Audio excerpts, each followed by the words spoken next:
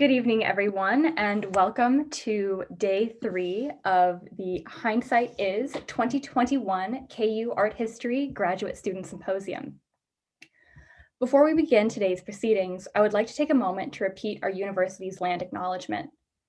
The University of Kansas acknowledges that we reside on the ancestral territory of several tribal nations, including the Kaw, Osage, and Shawnee peoples. Specifically, the university occupies land taken from these nations, and we further recognize that Native Americans are traditional guardians of the land, and that there is an enduring relationship between Native peoples and these traditional territories.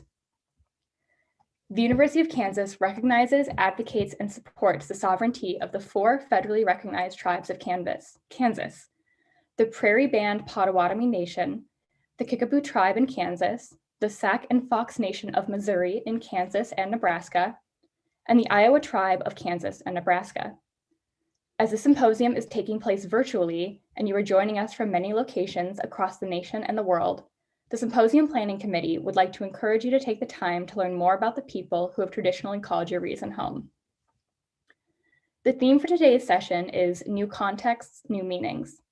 This session explores how retrospection and recontextualization intertwine with art production. We will see how one artist photoshops themselves onto old family photos, how popular manga is imbued with religion's themes, to how reinterpretations of abstract design of karuta, to reconsiderations of a Christian Aztec featherwork, and of medieval French illuminated manuscripts. Today's session will end with a panel-style question and answer period with our graduate student presenters. While the presenters are speaking, we encourage you to type any questions you have in the chat for the live stream. Moderators from the KU Art History Department will ask questions on your behalf to the speakers. As we continue to work out how we do symposia virtually, we encourage you to refresh your YouTube homepage if you encounter any issues with the chat box, and that should fix whatever technical difficulties you're encountering. Our first speaker for tonight is Emily Boulia, who received her BA from Bowdoin College with a double major in art history and Italian studies. She is currently a second-year student in the master's program in the history of art at Tufts University. Emily specializes in Italian Renaissance and Baroque art with a particular interest in Caravaggio and art theory of the 17th century. Recently, Emily has expanded her arena of study to modern European and American art and issues of methodology in the field of art history. Please join me in welcoming Emily for her presentation, Mass of St. Gregory, an unexpected site of cultural exchange in Mesoamerica. Hi, thank you so much for inviting me to present today. And so with that, I'll begin. As the earliest surviving Christian featherwork of colonial New Spain, Mass of St. Gregory offers an unparalleled site through which to examine an early moment of cultural exchange between the Aztec Empire and Spanish colonialists. Mass of St. Gregory was made in 1539 for Pope Paul III under the direction of Franciscan missionary Fra Pedro de Gante and Mexican noble Don Diego de Alvarado Juanitzin. The unique context of its production has led scholars to speculate on the nature of the cultural exchange between the work's indigenous artists and European patron, culminating in a disagreement over the validity of qualifying the featherwork as a true instance of cultural hybridity. Today, the featherwork is typically understood as a work of Catholic propaganda, touting a successful colonization and Christianization of the Nahua peoples against the reality of a failing conversion mission in Central America. A product of coercion and a fictive image meant to reassure the Pope, Mass of St. Gregory, for many scholars, can bear no trace of a Nahua cultural identity. Ultimately, Mass of St. Gregory is widely considered a hybrid work only insofar as the medium is indigenous and the subject matter is Christian. However, there is reason to believe that these unequivocal conclusions hide an ambiguity and a complexity fundamental to moments of cross-cultural interaction, even ones born out of oppression and forced integration. The very scholars who question the collaborative nature of Mass of St. Gregory have noted to varying degrees that broad and perhaps unexpected similarities between Spanish and Nahua belief systems allowed for the emergence of a hybrid religion in New Spain. These similarities witnessed in Mass of St. Gregory specifically are noted, for instance, by Gerhard Wolff before he dismisses the validity of the claim at hand. Clara Farrago and E.J. Douglas also observed that missionaries, realizing the parallels between Spanish and Nahua religions, actively incorporated elements of Nahua culture in their efforts to convert the indigenous populations of New Spain. Douglas describes the conversion process as a kind of, quote, guided syncretism, end quote. As Douglas argues, the missionaries used indigenous artistic mediums like featherworks, murals, and manuscripts, as well as native motifs, to depict Christian iconography in an effort to better communicate foreign beliefs to the Nahua peoples.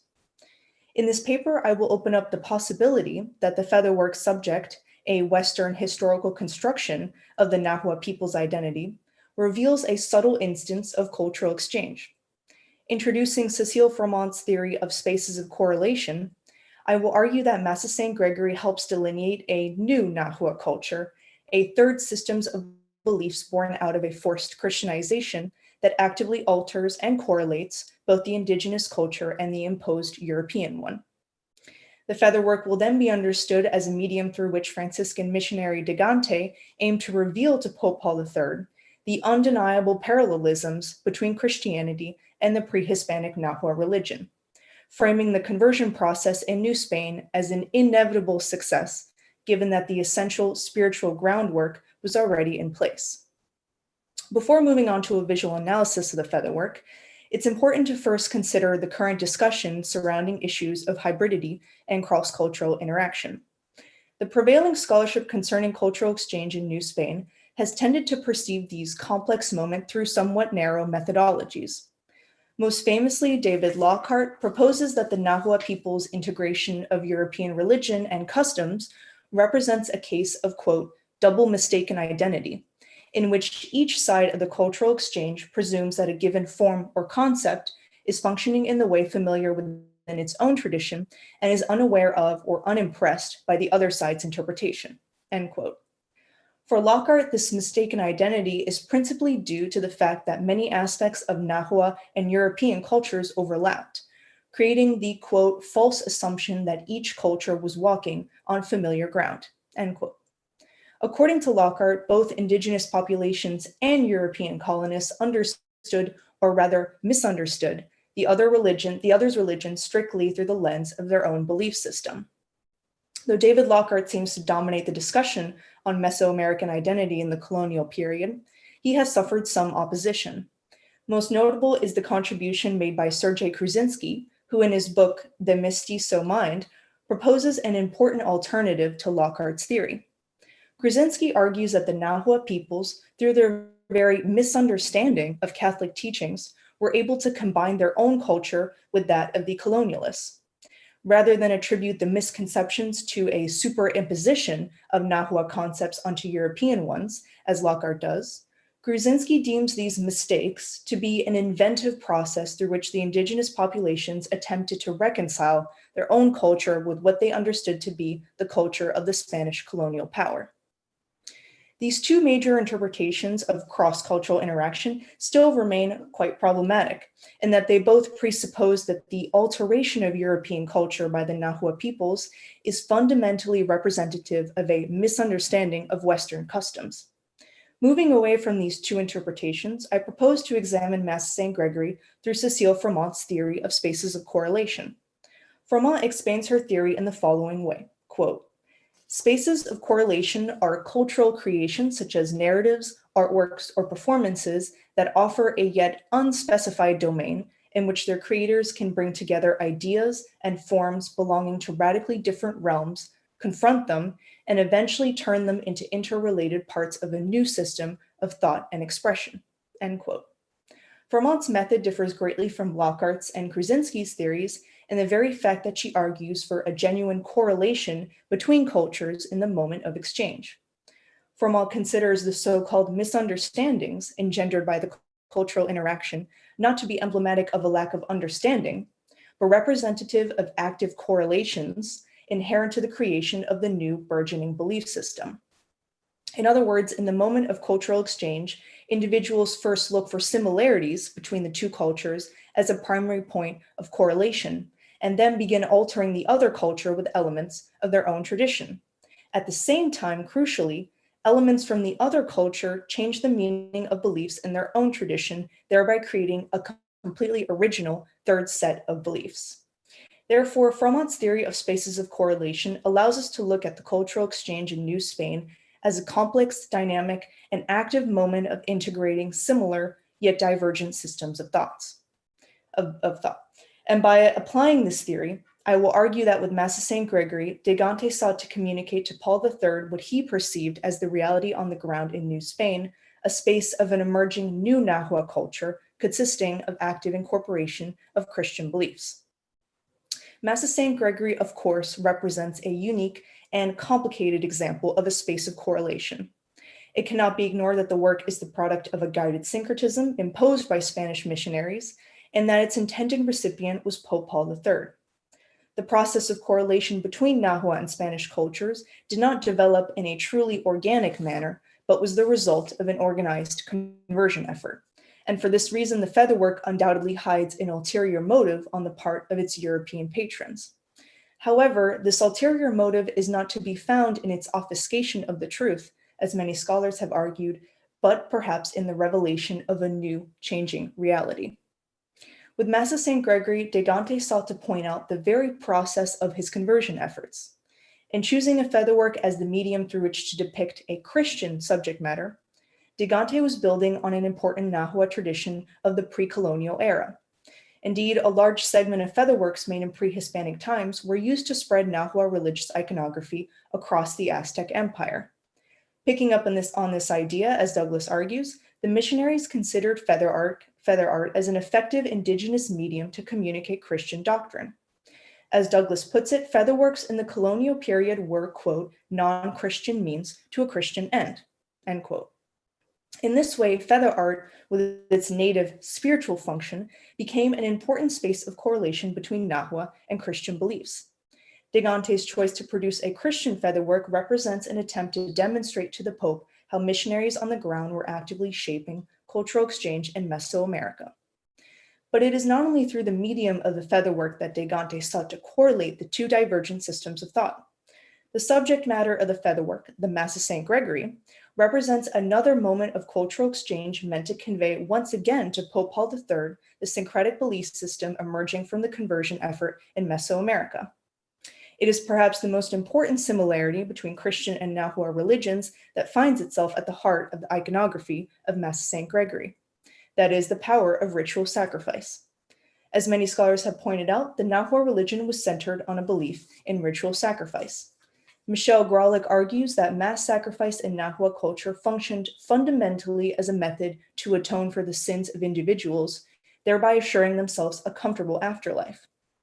Graulich bases his analysis mainly on the context of the Aztec origin myth.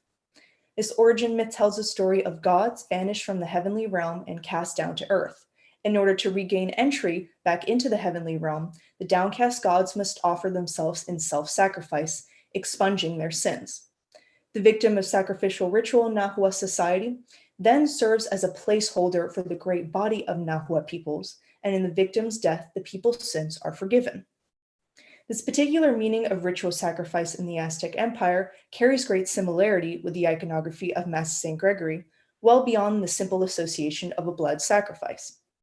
Indeed, the Mass of St. Gregory, in its reenactment of the Eucharist, not only conveys Christ's sacrifice, but fully exemplifies the purpose of Christ's death.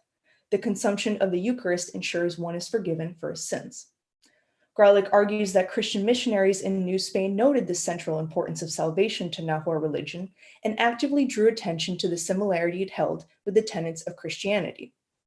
If we follow Graulich's hypothesis that Spanish missionaries related the meaning of the Nahua ritual sacrifice to that of Christ in Christianity, it seems plausible that with Mass of St. Gregory, de Gante aimed to reveal to Paul III the aforementioned similarities between Christianity and the pre-Hispanic Nahua religion.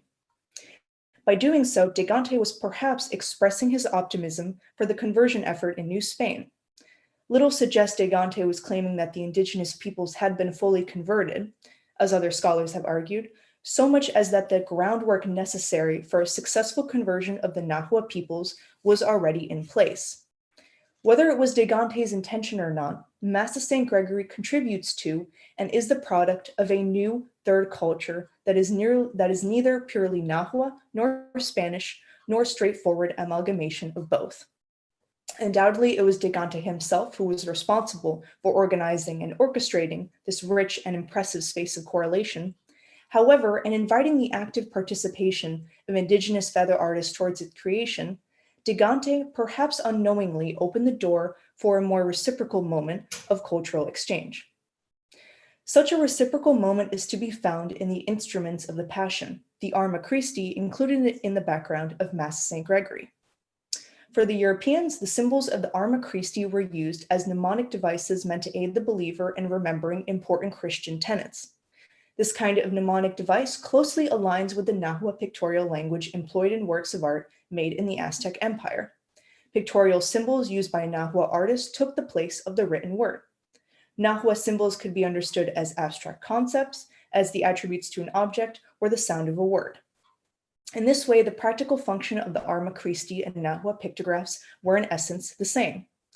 As Farragut argues, the missionaries were well aware of this correlation and used the Arma Christi specifically as a way to help communicate Christian concepts to indigenous populations. Undoubtedly, the Arma Christi and Mass St. Gregory function in the same way to help correlate elements of Nahua and Christian artistic cultures. This particular arrangement of the Arma Christi featured in the background of Mass St. Gregory has been greatly overlooked by scholars. Upon close inspection of the featherwork, the arrangement of the Arma Christi deeply contrasts with its display in the Israel von Mechelen print of the same subject, on which the work was most likely based. The arrangement and the composition of the Arma Christi found in de Gante's Mass St. Gregory are absolutely uncharacteristic of any European depiction.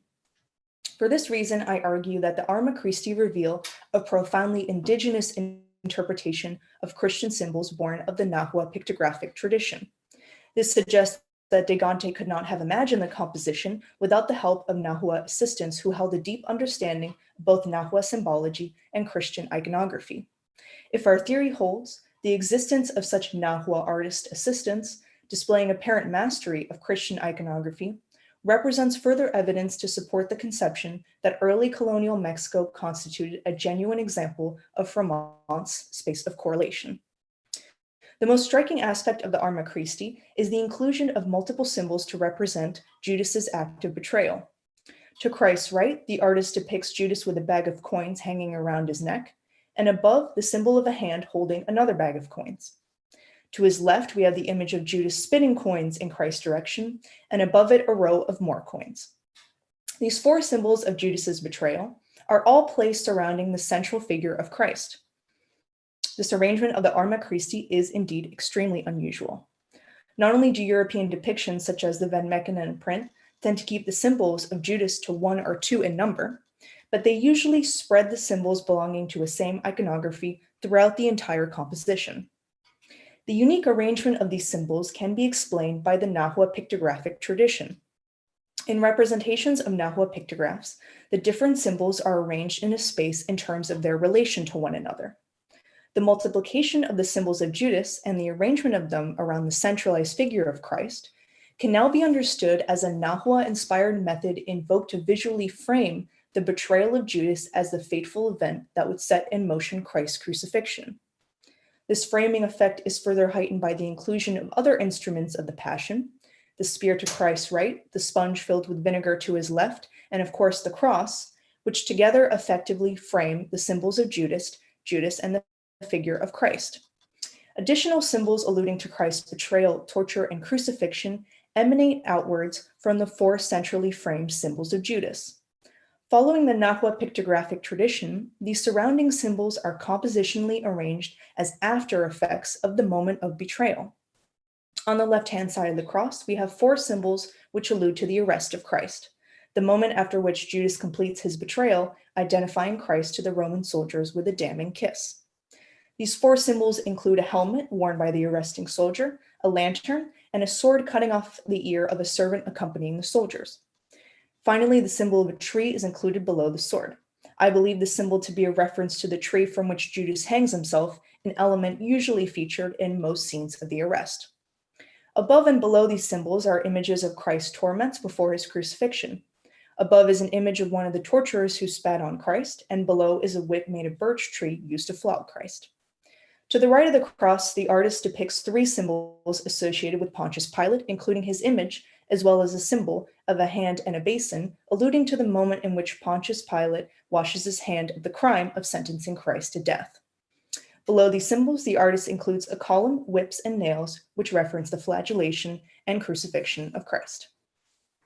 As we have seen, this extremely particular arrangement of Arma Christi, in which a multitude of mnemonic symbols alluding to the betrayal, arrest, and crucifixion of Christ radiate sequentially from the central figure, indicates a significant correlation with the Nahua pictographic tradition, and suggests the meaningful involvement of Nahua artistic assistants in the creation of Mass of St. Gregory.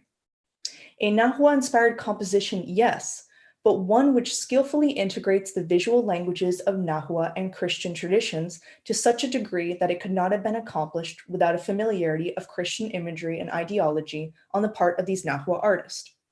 However, by bringing indigenous patterns of thinking and methods of spatial visualization to this application of Christian doctrine, the Nahua artists actually alter both the depiction of the Western subject matter as well as its traditional meaning. Mass of St. Gregory, rather than emphasize Christ's sacrifice and the miracle of the Eucharist, finds its ultimate expression in Judas's betrayal, the fateful event that would precipitate the death of Christ. Here, the sinner takes center stage alongside the Savior.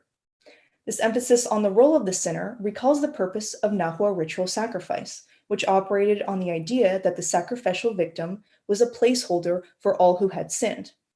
This idea is visually stressed through the framing of Judas and Christ together in the same space, as if the fates of sinner and Savior were tied.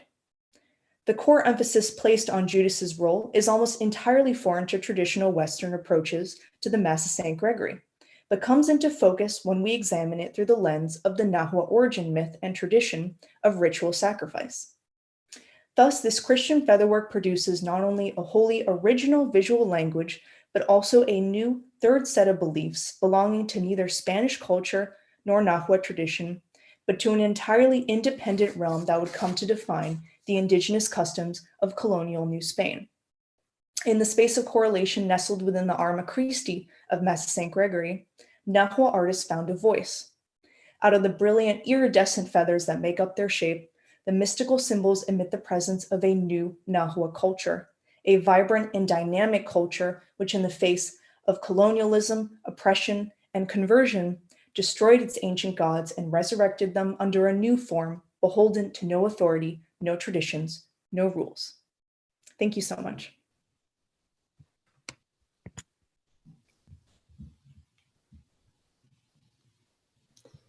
Thank you, Emily, for sharing your thought-provoking research. I am Vidita Rana, a PhD candidate in the Crest Foundation Department of Art History, and your second moderator for tonight. I would like to remind our viewers on YouTube, please refresh your browser as the live chat is now available for you to send questions for our presenters today. Our second speaker is Mu Jiang. Mu graduated with their MA degree in June 2020 from the University of Chicago and is currently working as a writing intern there. Mu's research focuses on pre-modern Japanese visual culture, particularly the evolving interpretations and meaning-making of signs and symbols, such as the case of the Europe-originated patterns on karuta, Japanese playing cards, and karuta-inspired artworks in 17th and 18th century Japan. Please join me in welcoming Mu for their presentation, Fluidity and Appropriation of Image, Tensho Karuta, Japanese Playing Cards, 1686 to 1790. Hello. Hello. Can you see my screen? Okay, let's get started. Thank you very much for this opportunity. Lots of things have happened over the tumultuous 2020 and since I started this research in 2019, which made it challenging for me to come back to this study. I presented part of this paper last fall in another conference, but after that, I haven't been able to come back to focus on honing the work. This paper is now under pre-review and awaits my revision, facing a closing deadline. So the presentation today is a wonderful turning point for me to have a fresh look at this study and move forward.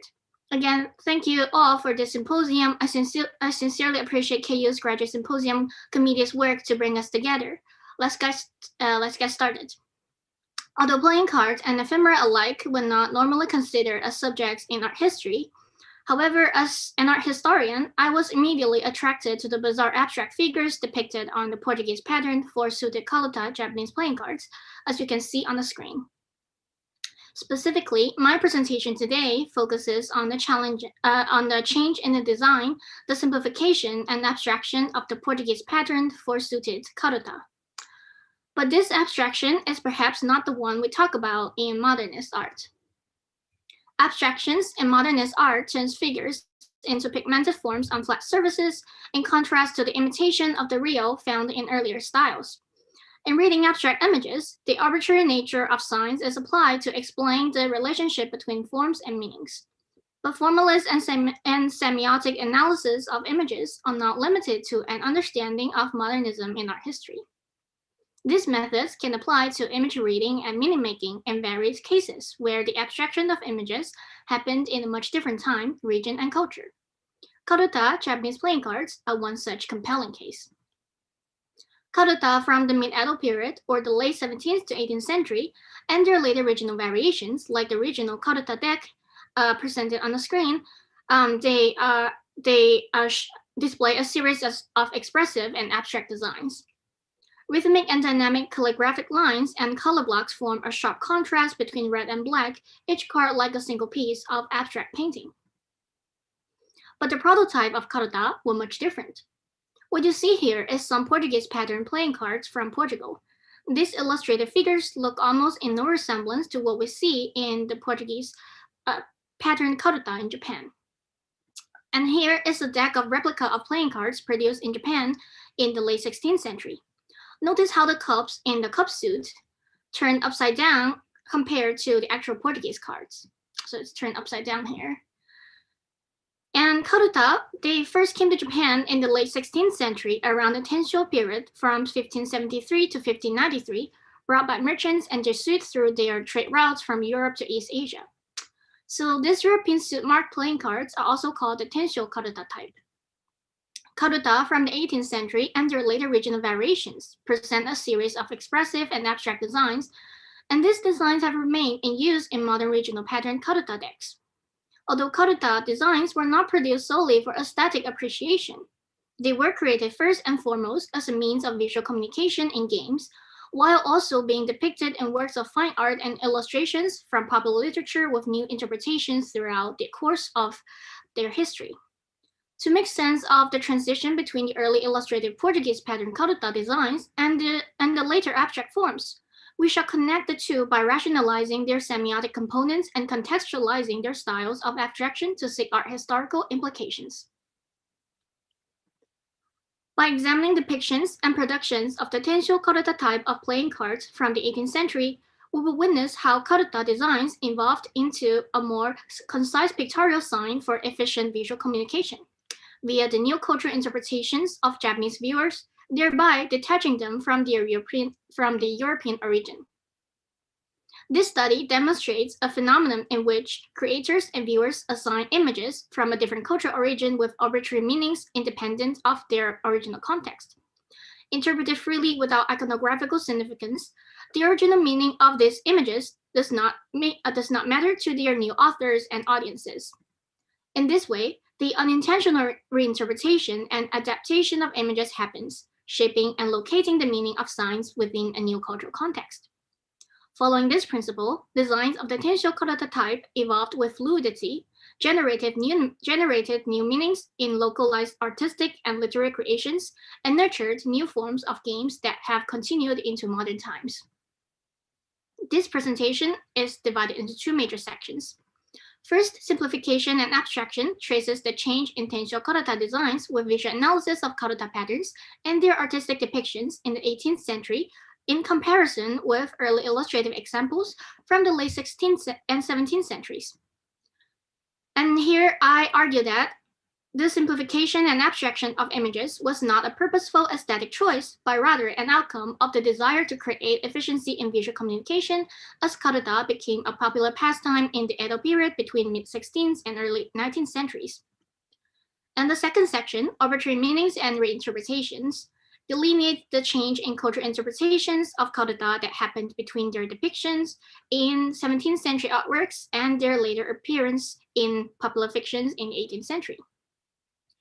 In particular, by analyzing a plethora of depictions and reinterpretations of karuta, I demonstrate that karuta designs and their cultural connotations were first localized and solidified within a pre-modern Japanese interpretational framework, and then became a part of the shared knowledge of the period's contemporary popular culture. As there has been little recent English scholarship on European pattern karuta playing cards and their depiction and development within the milieu of Japanese visual culture, it is my hope that this research will also serve as an initial study to call attention to this subject and its potential as a subject of the interdisciplinary studies of design and games in history. Here, we see a sequence of change of karuta using examples from the court card figures and the dragon ace from the baton suit. The compositions of these designs are similar in the way they present the figures and suit marks as we see earlier. These general compositions remain similar in later karuta regional variations, even though the figures depicted were significantly simplified. We can understand the compositional changes of these cards by using a graphic design perspective to analyze these images. The pattern of simplification and abstraction of karuta designs follows several principles of perceptual organization and Gestalt psychology. These principles are as follows. Close together features have a stronger association of proximity, and similar figures have a stronger association of similarity. The overarching principle of pregnance, lastly, that the simplest and most stable interpretations are favored, is applied when recognizing unfamiliar images. These principles are evidenced in this comparison. If not placed side by side with the early illustrative cards, these regional pattern court cards and dragon cards almost resemble nothing but stranger forms with dynamic lines, each one akin to a small piece of abstract art. These simplifications and abstractions became widely recognized by players and viewers in the 18th century, as evidenced by playing card sets and artistic renderings in illustrated books that were produced during this period. And here, the deck we see, Swedish naturalist Carl Peter Thunberg, he brought back a deck of karuta to Europe after his visit to Edo, Japan between 1775 and 76. So that's this deck he brought back to Europe.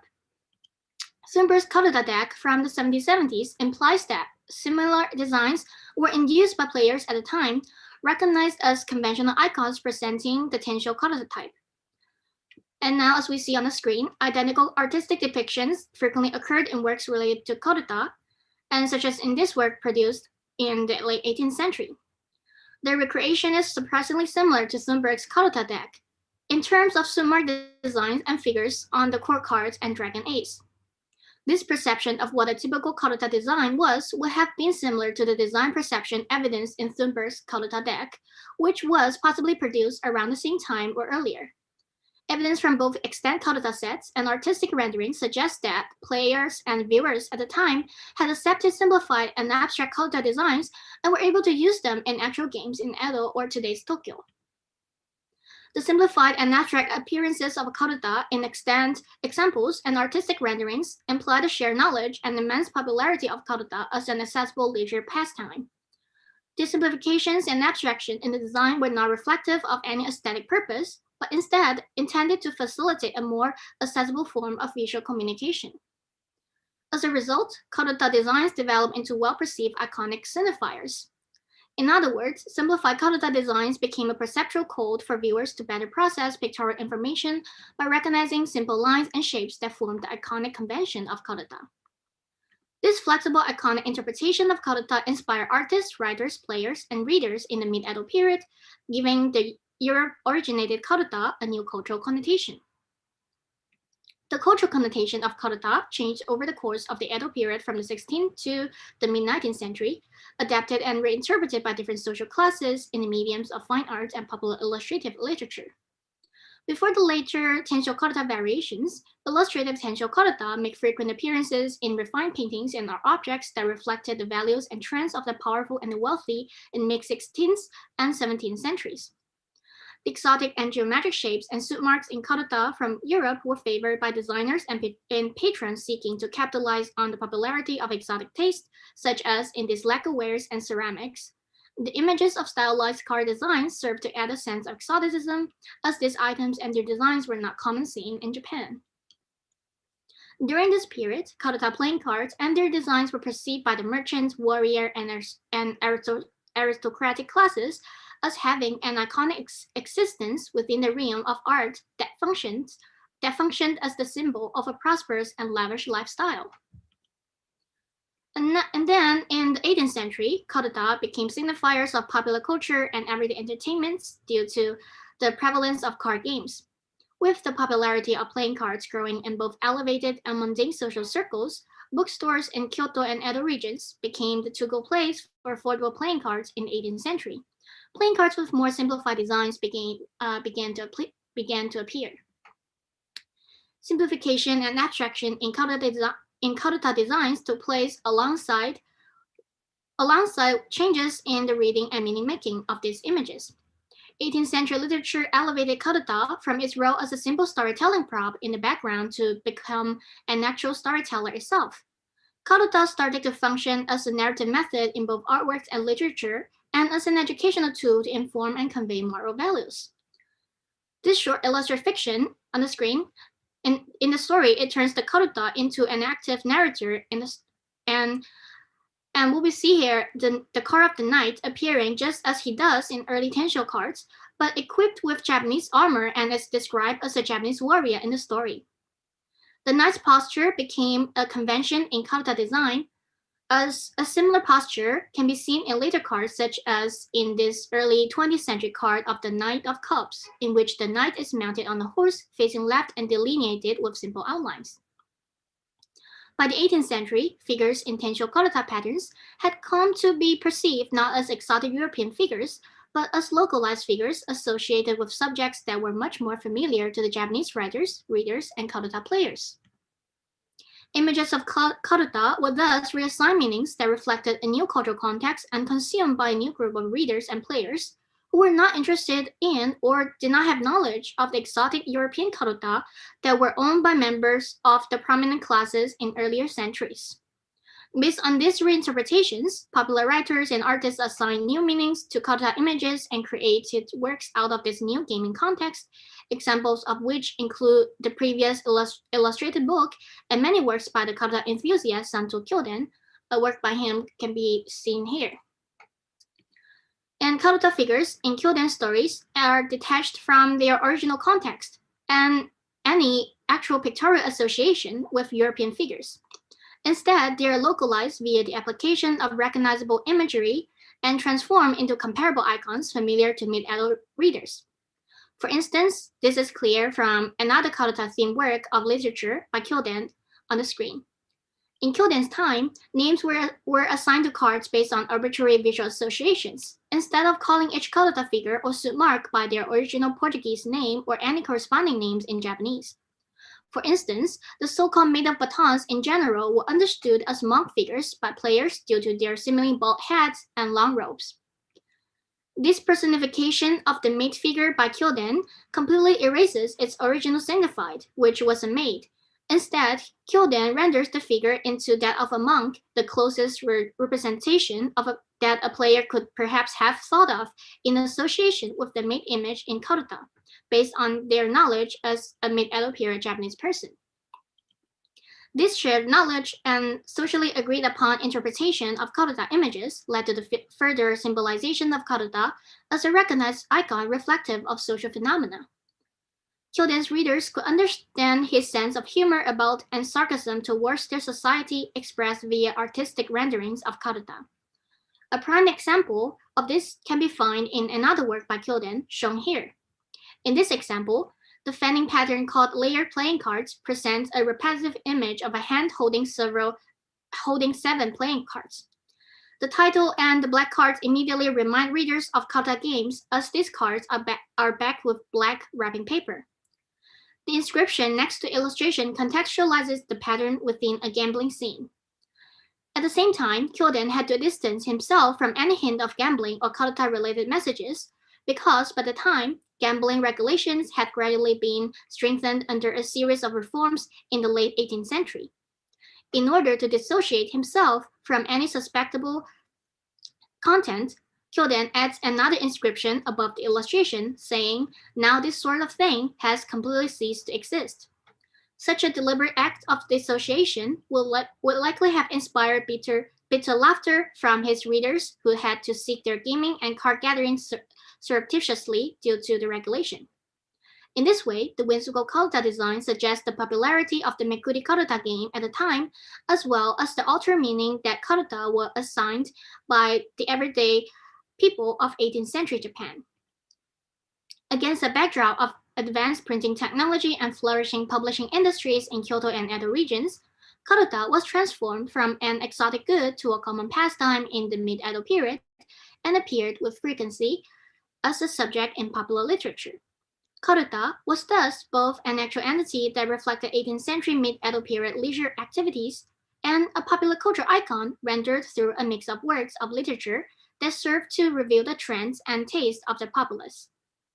Tensho karuta as a whole was standardized with a pre-modern Japan reinterpretation and became a part of the library of public information, thereby legitimizing contemporary experiences shared by a broad audience and a group of consumers at the time.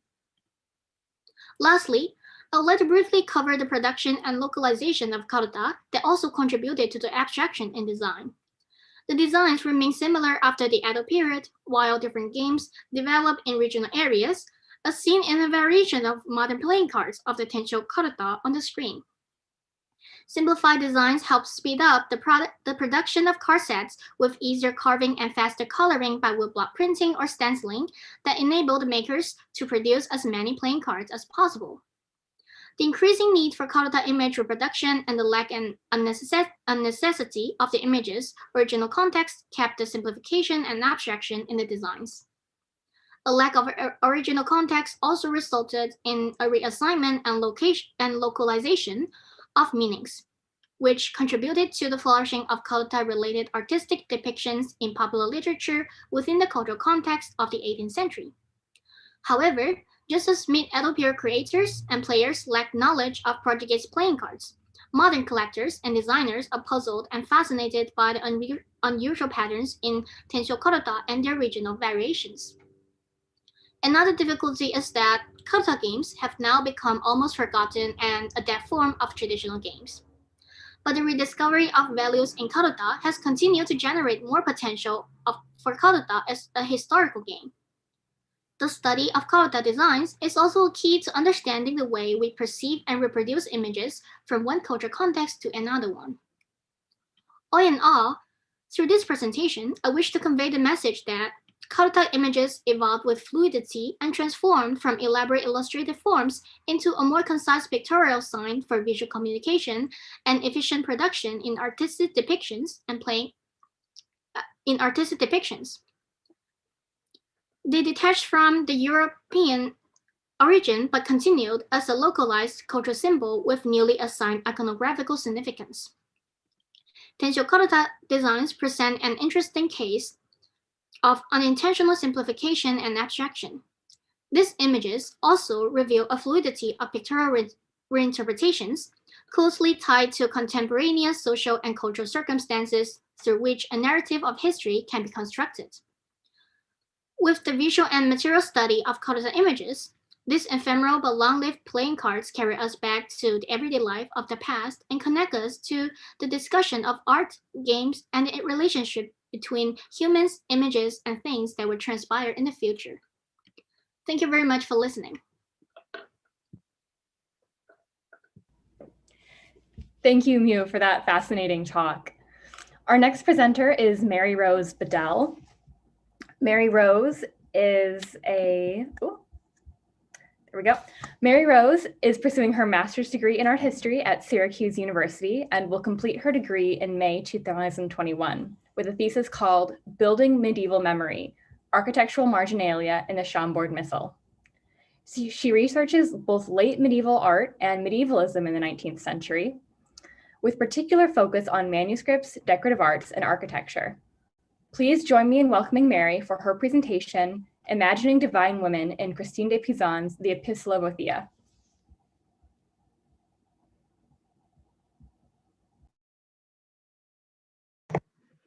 Thank you very much for that introduction, Kara.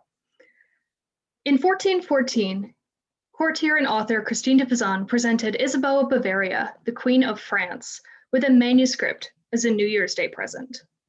This manuscript, now known as British Library's MS Harley 4431, contains the compiled works of Christine, including the object of this paper, the Epistle of Ophea. Christine, who lived at the court of Charles VI in France, was a woman who published not only the lyric poetry that was associated with women, but also social commentary and political treatises. MS Harley 4431 is a compelling case study of a manuscript whose text and images are documentation of a medieval female authors intersecting gender and political ideologies. Within the manuscript, Christine proposes Minerva, the goddess of wisdom, as a model for royal maternal behavior. Christine and the anonymous illustrators of the manuscript engaged in parallel but distinct pedagogical methodologies for conveying the relationship between the pagan goddess Minerva and the Christian queen Isabeau. While Minerva may appear as an odd and even transgressive choice, as a female goddess who embodies male virtues, Christine implies that Minerva's masculine qualities make her a suitable classical model for a queen whose goal was to wisely guide her son and to arm him against his future foes. This research began with this miniature of Minerva, the goddess of wisdom, seated in a cloud above her group of followers. Minerva dominates the upper half of the miniature. She does not carry many of the classical symbols that are associated with her, such as the owl or the olive branch, but instead she's identifiable by the armor that surrounds her. She wears a pink dress and a red tunic with a floral pattern over plate sleeve armor and a chainmail neckpiece. Although she is pictorially separated by the blue cloud that marks her as a goddess, the armor bridges the divide between the heavenly and the terrestrial. 8 followers scramble beneath her, reaching up to grasp at the armor or quickly pulling it on. Only one figure stands stoically unperturbed by the tumult around him. This is Hector, the Prince of Troy. His pink tunic with sun motif indicates his connection to the Valois royal line of France, who use the suns as one of their symbols. To underscore his importance, rather than make eye contact with her other followers or with the viewer, Minerva looks down at Hector. Although Harley 4431 contains several different texts, this miniature of Minerva specifically accompanies the Epistle of Ophea. This text takes the form of a narrative in which a fictional goddess named Ophea instructs Hector, the Prince of Troy, on proper knightly and princely behavior. To do this, Ophea relays classical myths to Hector and then interprets them using a Christian lens. Christine's use of classical mythology in the Epistle of Ophea derives from her own educational background. Unlike many other medieval female authors, Christine did most of her writing from outside of a convent or other religious establishment. Christine's father educated her based on his own humanist education at the University of Bologna. In 1379, Christine married a royal secretary, and together they had 3 children. But when her husband died in 1389, Christine took up writing to support her family, beginning with lyric poetry. As her reputation grew and the solid foundation of the French monarchy crumbled beneath her, Christine began to publish moral and political prose. Not only did Christine write the works within MS Harley 4431, but it may have been partially described by Christine as well, and she certainly supervised the manuscript's production, including the miniature artists known as the City of the Damsmaster and the Bedford Trendmaster. Out of the 130 illustrations in the manuscript, 101 of these are in the Epistle of Ophea, carefully illuminating each scene that the reader is supposed to use as models for appropriate behavior. The artist responsible for the illuminations in the Epistle of Ophea, specifically the City of the Damsmaster, has a style that is characterized by the bright colors and graceful figures within the illumination. The text, the Epistle of Ophea, also appears illustrated in another manuscript, the National Library of France's MS France 606, which was produced between 1407 and 1409. Christine produced this Paris manuscript for Duke John of Berry, today most well known for owning the very sumptuous Hours of the Duke of Berry produced by the Limbourg brothers. By comparing the images of Minerva from Harley and from the Paris manuscript, we can see the arrangement of the figures is nearly identical. Since the Paris version had already been gifted to Duke John of Berry, the artist likely would have had to request the manuscript through an intermediary at court, such as Christine herself, or alternatively, Christine may have had an example in her possession that she gave to both artists to inspire the illustrations. In any case, unlike many other illuminated manuscripts of this period, it is clear that Christine maintained control over the illustrations that accompanied her text and considered them a holistic body. Not only is this figuration of the goddess prevalent in both manuscripts, but it also departs from previously established models, such as this example, which is a miniature from a manuscript produced by Giovanni Boccaccio's combined works in 1403 in the National Library of France 598. This shows an entirely different Minerva. She wears a courtly woman's dress and headdress and supervises her followers who engage in many different crafts, including playing instruments and working at a loom. From this, it appears that not only did Christine provide the models for the artists who illustrated her manuscripts, but also that these compositions were specifically tailored to her own ideology, rather than copies of already existing models. Minerva is only one of many goddesses within the Epistle of Ophea, but Christine highlights Minerva's specific relevance to her audience throughout the manuscript. The name that Christine gives to her fictional goddess and narrator, Ophea, comes from the Latin invocation for Minerva, O Thea, or O Goddess. Both Minerva and Ophea, twin symbols of female wisdom, serve to underline how important women's advice was to the education of young princes. Within the text, Christine writes that, and because that Hector could well set armor and work it, and that was his right craft, Ophea called him the son of Minerva. According to the French monarchy's own mythology, the Valois line was descended from Hector's son, Francian, and this imagined genealogy tied the French monarchy to the historical prestige of Troy and allowed the male reader to feel a closer connection to a Trojan protagonist. A male reader likely would have identified with Hector, this prince of Troy, who was the prince being taught. However, Harley 4431 was not presented to the Dauphin of France. Instead, Christine presented the manuscript to a female reader, Isabeau of Bavaria, and it stands to reason that she would identified not with Hector, but with Minerva, the mother of the prince and the goddess of wisdom.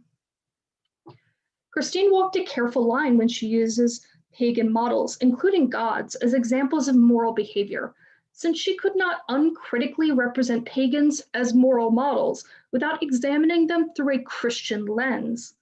There's a precedent for her use of pagan goddesses as allegories, particularly in intellectual and theological circles, where goddesses are used to exemplify correct Christian behavior. These allegories, including the well-known 7 virtues of justice, temperance, prudence, faith, hope, charity, and fortitude, personified theological concepts and ideals and made religious ideology legible and relatable to a wider audience. However, Christine's approach is different. In addition to her early education from her father, Christine remained in correspondence with the notable humanists in Charles VI's court, and their work influences her interpretation. In the text, Ophea explains that these figures were called gods and goddesses because they were humans who exemplified particular virtues, and so the ignorant pagans revered them as gods. According to this logic, Minerva was a lady of great cunning and found the craft to make armor. For before the people armed themselves not but with curboil or boiled leather. And for the great wisdom that was in this lady, they called her a goddess. Christine also interprets mythological events metaphorically, such as when she claims that the mythical flying horse Pegasus is a metaphor for fame. And in this metaphor, then Perseus is a mythic hero who is carried by fame around the world.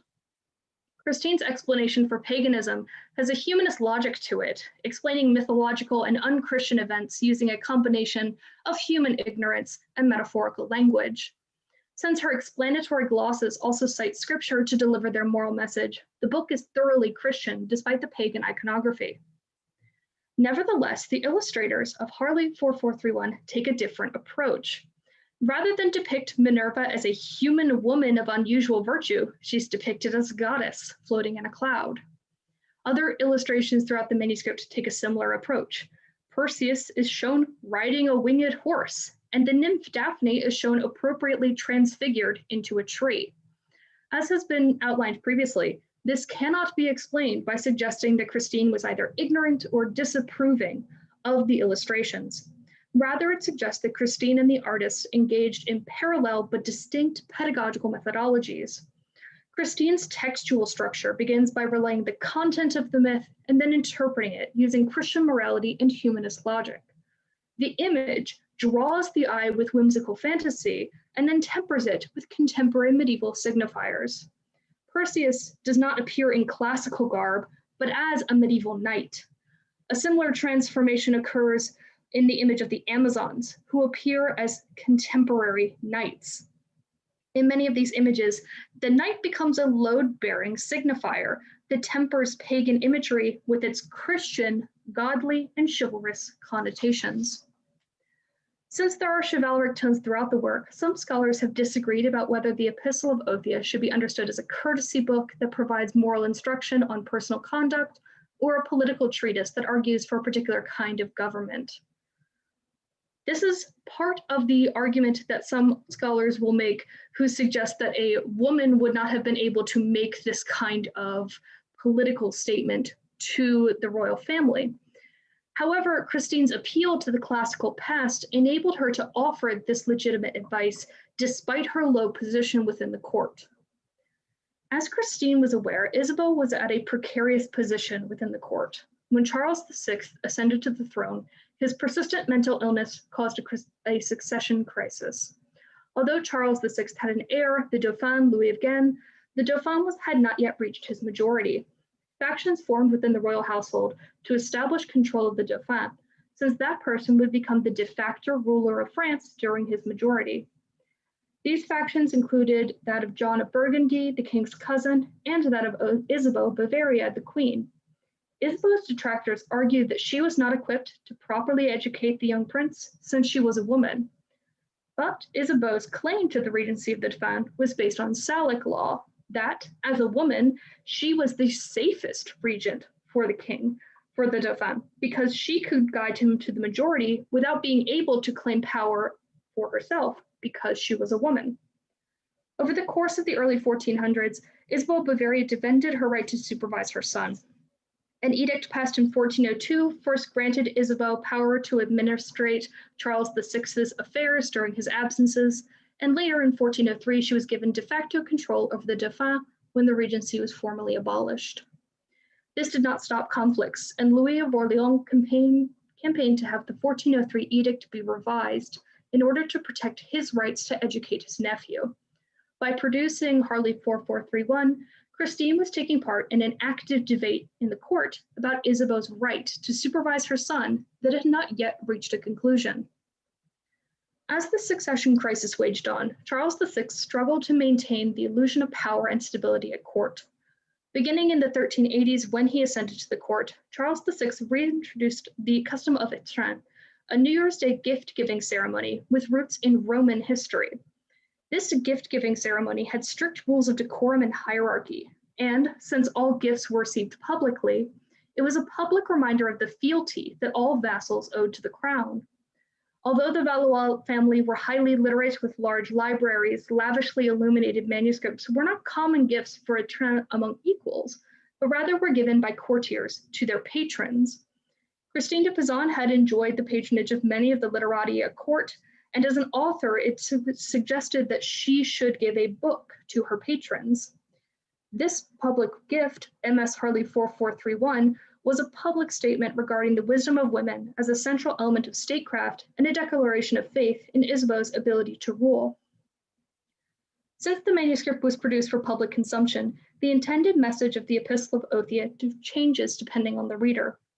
The manuscript of the Epistle of Ophea was presented first to Louis of Orleans, the brother of the king, and Christine includes an illumination of this presentation in her dedication page in MS Harley 4431.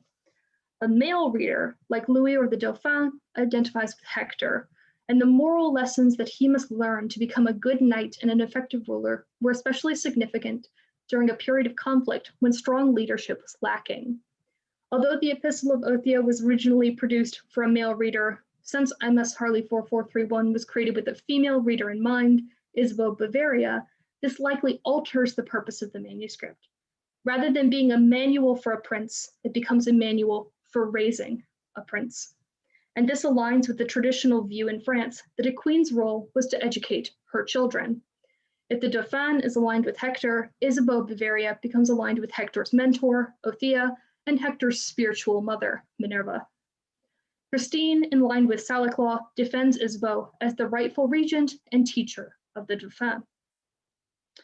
Christine, who had defended women in her previous work, such as The City of the Ladies and The Book of the Queen, characterizes wisdom as a particular virtue of women. As part of the Epistle of Ophea, not only does the book caution Hector to be wise, but also to listen specifically to the wisdom of women, including these goddesses that you see on the screen. This is not to say that men cannot be wise, and in fact, Christine de Pizan considered Charles V, the ruler during her childhood, an exemplary model of a wise king. Charles V ruled over a wealthy, highly literate court, and with the help of his advisors, negotiated a peace treaty with the English during the 100 Years' War. However, the current king and the other male members of court did not exemplify this wisdom, and so she points to women specifically as models for Hector, and thereby the Dauphin, to follow. According to the Epistle of Ophea, intellectual wisdom is the realm of Pallas Athena, who is shown carrying a book and ruling over scholars. In contrast, Minerva's wisdom derives from her skill at creating arms and armor, and from her control over all that belongs to knighthood. Visually, of course, this is indicated by the armor, the sword, and the shield. Christine de Pizan likely associated Minerva with armor to appeal to Isabeau as an audience, since Isabeau was not just interested in teaching her son to read, but rather to rule. Under the reign of Charles V, the members of the royal family would have classical epics read aloud to them, especially the stories of Troy, to reiterate the Valois claim to the royal throne. And at the same time that this was happening, of course, the English were contesting this during the 100 Years' War. Christine's version of Minerva offers Isabeau a place in this Trojan story, appropriate to her station and considerate of her political concerns. This begs the question, why would Christine de Pizan have chosen such a transgressive goddess to model behavior for a French queen? Minerva wears both the armor of a man and the dress of a woman. She has a sword at her hip and a shield strapped to her back, but with her blonde hair down. This symbol, which is sometimes connected to sexual promiscuity, might be misinterpreted as a case in which Christine is condemning Minerva for being unchaste. However, nothing in the text of the Epistle of Ophea suggests that Minerva was unchaste or that she had any other undesirable traits. In contrast, the text warns Hector to be wary of Venus, the goddess of love, because she has influence over lechery, and therefore Ophea says to the good knight that he should make her not his goddess. In her miniature, Venus wears her hair neatly covered in a contemporary courtly headdress, while her followers offer up their hearts to her. Since Pallas Athena and Queen Penthesilea of the Amazons both wear their hair down, it is more likely that women wearing their hair down is a marker of femininity, not sexual promiscuity. Venus takes on the appearance of a woman at court and can be readily identified as female without her hair down, whereas if Minerva had worn the helmet that she typically wears in images of her in classical antiquity, the medieval viewer might not realize immediately that she is female. Although Minerva is visually transgressive, it's unlikely that Christine de Pizan was advocating for female warriors or similar social upheaval. Instead, she was likely suggesting that women adopting male attributes was not inherently bad. For Christine, this may have been a personally prescient connection. When her own husband died, she had to take on the role of breadwinner to support her children. In her private work, The Mutation of Fortune, Christine uses the metaphor of sailing a ship through a storm that represents her husband's death. To help her, the goddess Fortune transforms Christine into a man to allow her to steer the ship safely. From this, it appears that Christine did not think that women adopting male traits was inappropriate, but rather that being masculine was necessary under certain circumstances. By drawing a parallel between Isabeau of Bavaria and the goddess Minerva, Christine de Pizan implies that the correct role for the mother of a future king was to wisely guide him and to arm him against his future foes. The textual structure and the illuminations of the manuscript link pagan examples with Christian morality, offering classical precedent for Christine's political assertions. Christine's text, read aloud to the court, offers a theologically sound and intellectually rigorous defense of a queen's right to control the education of her son. These images, perhaps seen by Isabeau more intimately, offered the queen a place to see herself represented in the Trojan stories that were so important for defining self-concept at the French court. Thank you.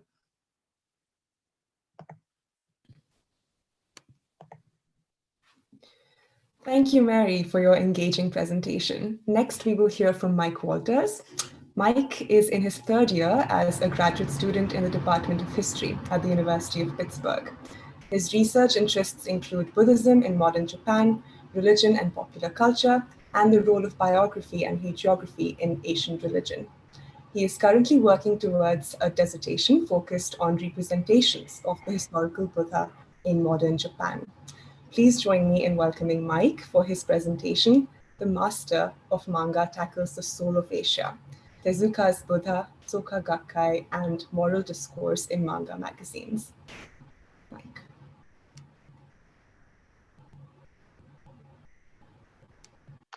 Yes, thank you. Just bear with me one moment while I play with my technology here.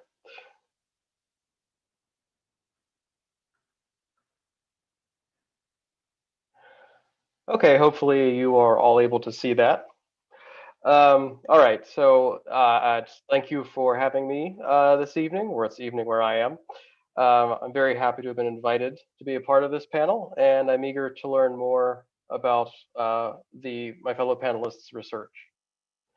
My talk today is called The Master of Manga Tackles the Soul of Asia, Tezuka Osamu's Buddha, Soka Gakkai, and Moral Discourse in Manga Magazines. So I would like to start by simply laying out the argument that I'm going to make and why I think it's important. So first, I will argue that Soka Gakkai, a Japanese new religion, that is to say, a religion founded after approximately 1868, turned to the manga magazine as a venue and a vehicle for advancing its discourse during a crucial time in the organization's history, the 1970s and 1980s.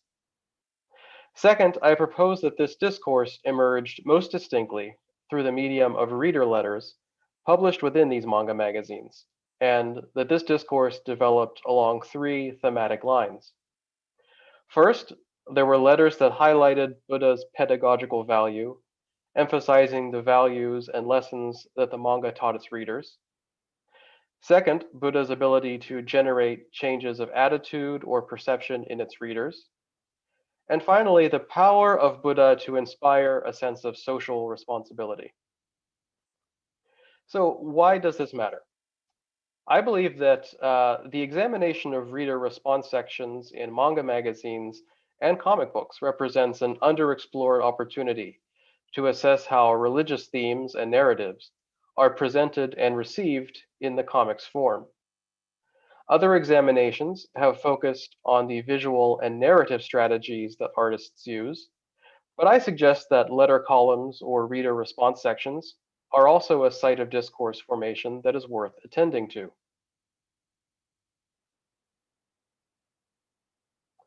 So what is this a story about, really? First, it is a story about manga. Manga, for those who do not know, is a Japanese form of comic book art with roots in both indigenous Japanese art forms and European and American cultural imports. Manga today enjoys the largest share of print media in Japan, with some 40% of all publications purchased being some form of manga. The contemporary popularity of manga can be traced to the 1950s and 1960s manga boom, and it was during this period of exploding popularity that Tezuka Osamu established himself as Japan's god of manga. Now, as Tezuka himself would say, when he was asked about the message he wished to convey by writing a quote-unquote religious story like Buddha, he said, quote, "Since just before the war," that would be World War II, "I've had the thought that more than a reason for living, that one simply has to live. My field, or my area of expertise, you might say, the responsibility that I must deal with in my own way, can be summed up as know your part. From there, to know that around you are other people, and around other people is society, and around society there is a world. If you think about interconnectedness in this way, you'll live to your fullest potential. You can't really live unless you give some thought to this kind of connectedness. That is my message to kids." Unquote. Second, this is also a story about religion. Now, about the same time as Tezuka was cementing his authority as the god of manga, the new religion called Soka Gakkai was steadily increasing its membership among the new generation of immigrants to Japan's urban centers, who were leaving the countryside as the post-war economic boom created new opportunities in the cities. Soka Gakkai had been founded in 1930 by the educator Makiguchi Tsunetaburo, and it includes both humanist and Buddhist approaches in its teachings. It's based largely upon the teachings of the Japanese Buddhist cleric Nichiren, who lived from 1222 to 1282, and focuses upon recitation of the name of the Lotus Sutra, a Buddhist scripture, as its primary religious practice. However, it also has a very pliable conception of what constitutes a legitimate canon, and has included works of European literature, such as the Count of Monte Cristo, in the reading curriculum for the formation of its leadership cadre. Most important among its innovations in canonicity is the long-running serialized novel called The Human Revolution, which has been written over the course of the past 6 decades by Soka Gakkai's third president, Ikeda Daisaku, who was born in 1928, as well as most likely other ghostwriters. This serialized novel tells a thinly fictionalized version of Ikeda's life, focusing particularly on his struggles against what Soka Gakkai perceives as political repression and social discrimination. The Human Revolution has, among its central themes, the ideas of self-sacrifice and personal spiritual renewal, and in its pages, Ikeda argues that through self-sacrifice and personal introspection, human society can be transformed. He writes, quote, "A great human revolution in just a single individual will help achieve a change in the destiny of a nation, and further, will enable a change in the destiny of all humankind." Unquote. And finally, this is a story about communication. As the publication of The Human Revolution and the themes found within it suggest, Soka Gakkai has historically been very eager to use the print media to explicate its philosophy, advance its goals, and form the ideology of its adherents. These 3 priorities came together in the publication of its succession of manga magazines, or shonenshi, that began publication in 1965 with Friend of Hope, and continued in its successor publications, Shonen World and Comic Tom. Now, when Tezuka's Buddha began its run in Friend of Hope in 1972, Soka Gakkai was facing a downturn in its conversion efforts. The economic stagnation that persisted throughout the 1970s went hand in hand with the stagnation in the Gakkai's membership rolls, and the organization turned its focus to cultivating the next generation of adherents, the daughters and sons of the members who had joined, during the boom years of the 1950s and 1960s. I argue that these shonenchi, or manga magazines, and in particular their reader response pages, reflect this turn in Soka Gakkai's focus. In the correspondence found in Friend of Hope, Shonen World, and Comic Tom, we can see the emergence of a discourse that centers Buddha as a morally and spiritually didactic text, a discourse shaped by the prerogatives of Soka Gakkai editors and publishers.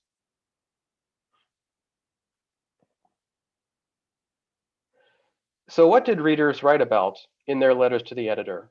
And subsequently, what themes did these editors wish to highlight? Well, first, they highlighted the theme of Buddha's utility as a text that educated its readers.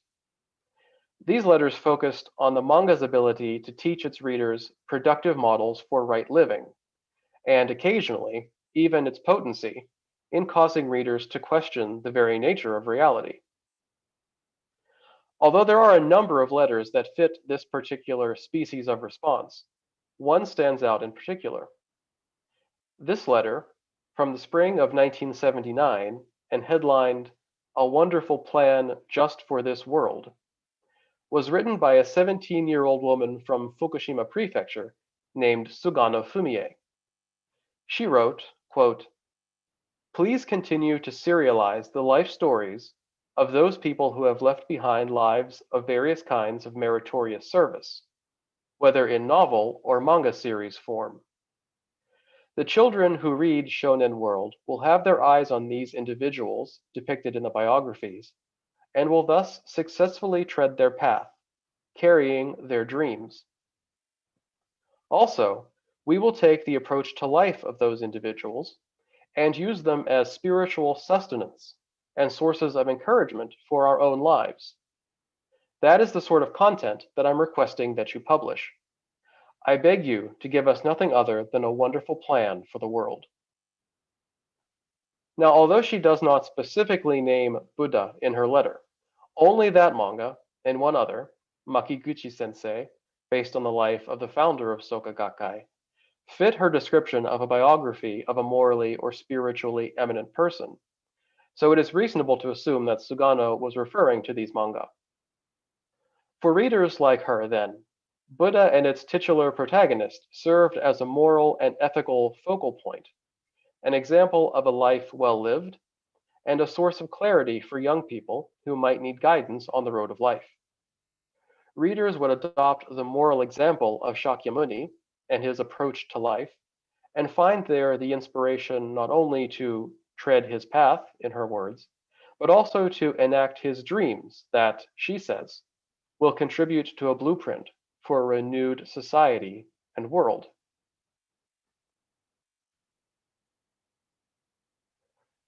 Second, editors chose to publish in the reader response pages letters that framed Buddha as a manga that encouraged its readers towards internal change or a shift in perspective. Some of the correspondence in this set of letters suggests that editors were keen to position Buddha as a manga that encouraged its readers to ask metaphysical questions, and even to question the nature of reality itself. This tendency is poignantly illustrated in a letter from Iwanaga Akira, a 13-year-old boy from Nagasaki Prefecture. He wrote, quote, "I cannot quite put my finger on it, but when I read Buddha, I feel as if I better understand the universe. I too want to try to reach the world in which the Buddha exists. Because of this, I think that if what Buddha teaches about the universe is true, then what we humans call death is in truth merely a drifting away from what we call life. And after some time has passed, we can be born again." The profile that emerges from the juxtaposed responses of Sugano and Iwanaga is one in which the manga not only teaches its readers how to live, but also what happens when they die. Iwanaga seems to want to experience the transcendence that treading the Buddha's path promises. He wants to attain to the world or the reality that Shakyamuni has already achieved, a vision of reality in which the universe and all that is in it becomes more easily comprehensible. From this, Iwanaga even achieves a sort of relief from the fear of death, which is, after all, so both Buddha the manga and the Buddha teach, only a temporary parting from the experience of living.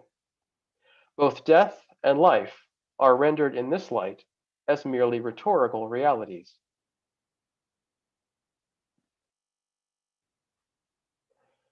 Finally, we have a third group of letters that frame Buddha as a text that encourages particular social outlooks and a sense of social responsibility in its readers.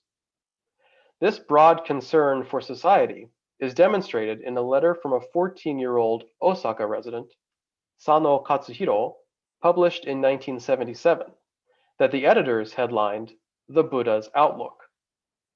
In this letter, Sano turns to a particular episode of the manga in order to juxtapose the viewpoints of the Buddha and Devadatta, a cousin and rival of the Buddha, who is regarded in the Buddhist tradition as a symbol of evil for his attempts to murder the Buddha and undermine his mission. In examining their disparate views, Sano writes, quote, "In the episode of Buddha in the June 1977 issue, the differences in the outlooks between Devadatta and Siddhartha were on display. At the end of the day, which one of their outlooks was correct? I certainly believe, as Devadatta does, that our present world has lapsed into chaos. However, isn't it vital that each human being have a mental attitude of service for the sake of the world, as even a small effort is sufficient? Devadatta's attitude is beneath even that of an animal. I think that it is important that human beings make friends with one another and help each other out, living cooperatively," unquote. So Sano's letter juxtaposes the cynicism of Devadatta with the more compassionate view of the Buddha, and acknowledges that while the world is in chaos, the most important thing is to maintain an attitude of service and cooperation, an attitude that the editors link to the Buddha explicitly through their choice of headline.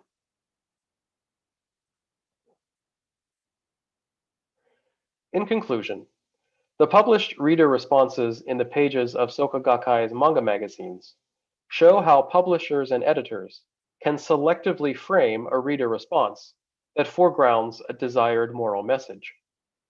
Although the text of a manga itself can often advance a particular moral, ethical, or even metaphysical understanding, the letters columns, or reader response sections, that have often been ubiquitous in comic books and manga magazines can also craft and license a particular reading of a text. As I hope this presentation has shown, reader response pages, and indeed other such paratextual elements, represent an understudied and potentially valuable source in analyzing how comic books, manga, and other visual mass media deploy religious themes and visuality to both entertain and educate. In Soka Gakkai's presentation and framing of the response to Buddha, we can also see how a religious organization can use comics and manga to convey spiritual and ethical concerns and to form their adherents' religious identities. Thank you.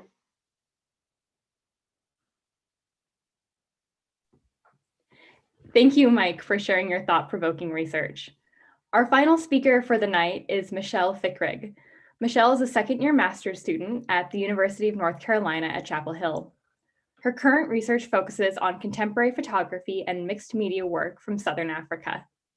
Her presentation, titled "Their Stories, Nostalgic Potential in South African Family Photographs," explores how artist Kanye uses all of her mother's family photographs in her practice and how it negotiates past events while constructing new possibilities for the future. Please join me in welcoming Michelle for her presentation, "Their Stories, Nostalgic Potential in South African Family Photographs." Hi, thank you so much for having me. I'm really excited to have my research and conversation with such a varied and rich panel. So I'll begin now.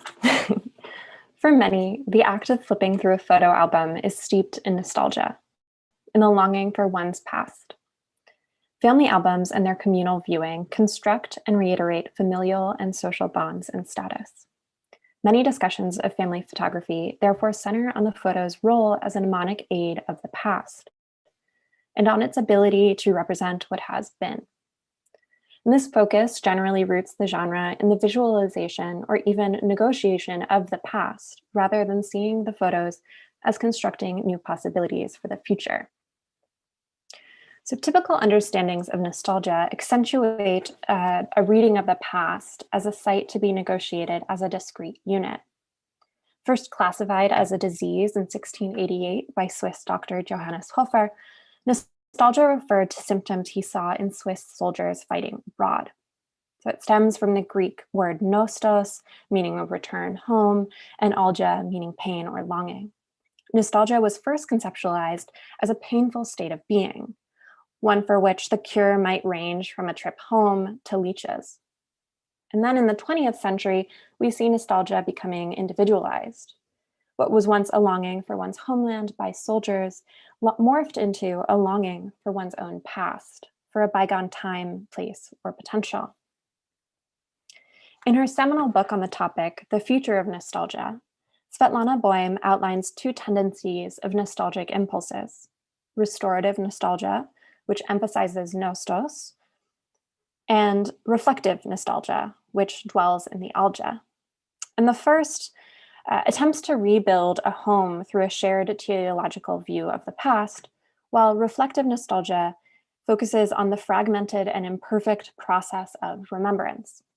And this process of remembrance strives to narrate the relationship between what has been and what will be, taking into account that the past represents and opens, quote, a multitude of potentialities, non-teleological possibilities of historic development, end quote.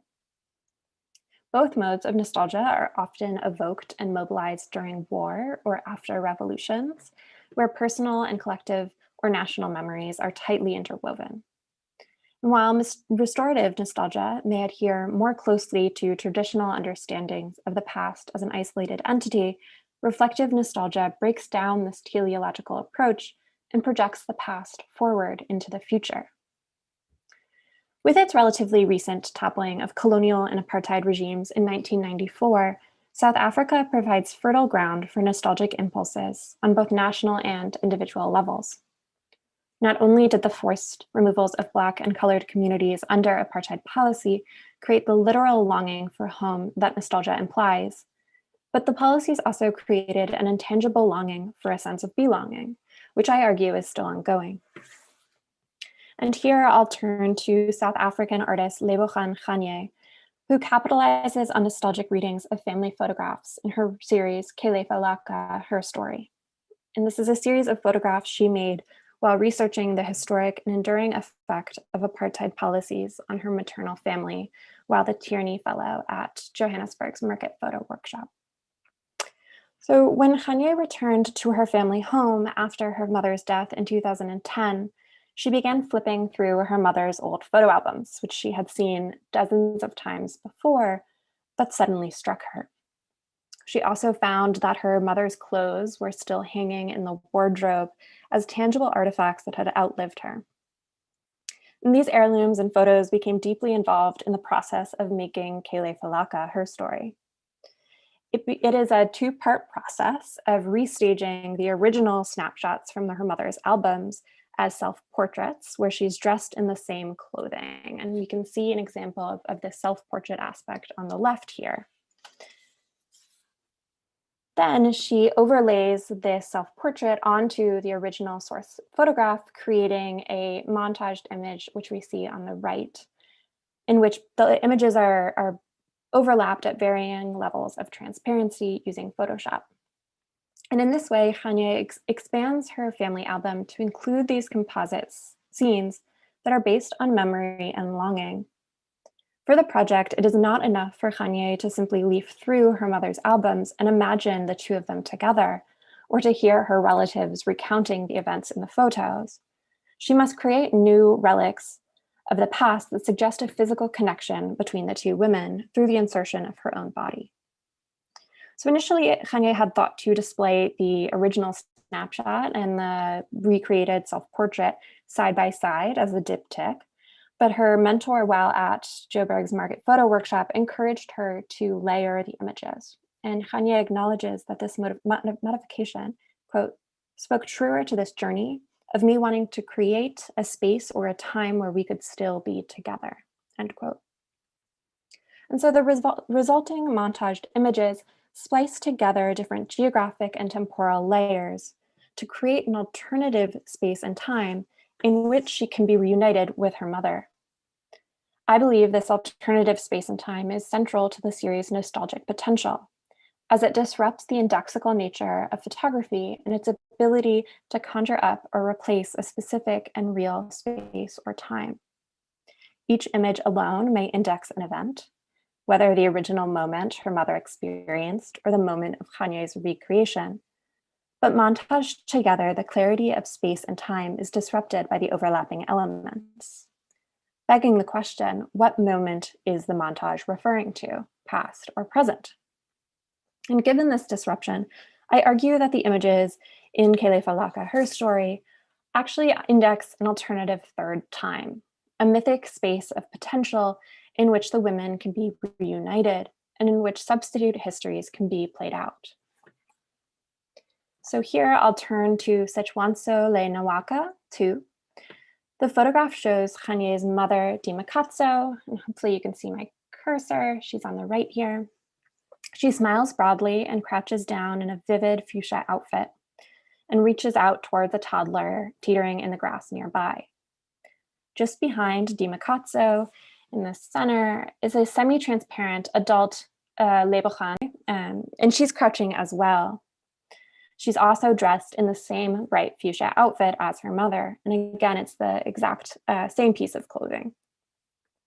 Dimakatso's left arm remains clearly visible here, while Khanye's right arm cuts through the overlapping forms so that together the two women reach out toward the toddler. And the overlapping bodies converge into one indistinct figure as you move down their torsos until only one set of feet is visible.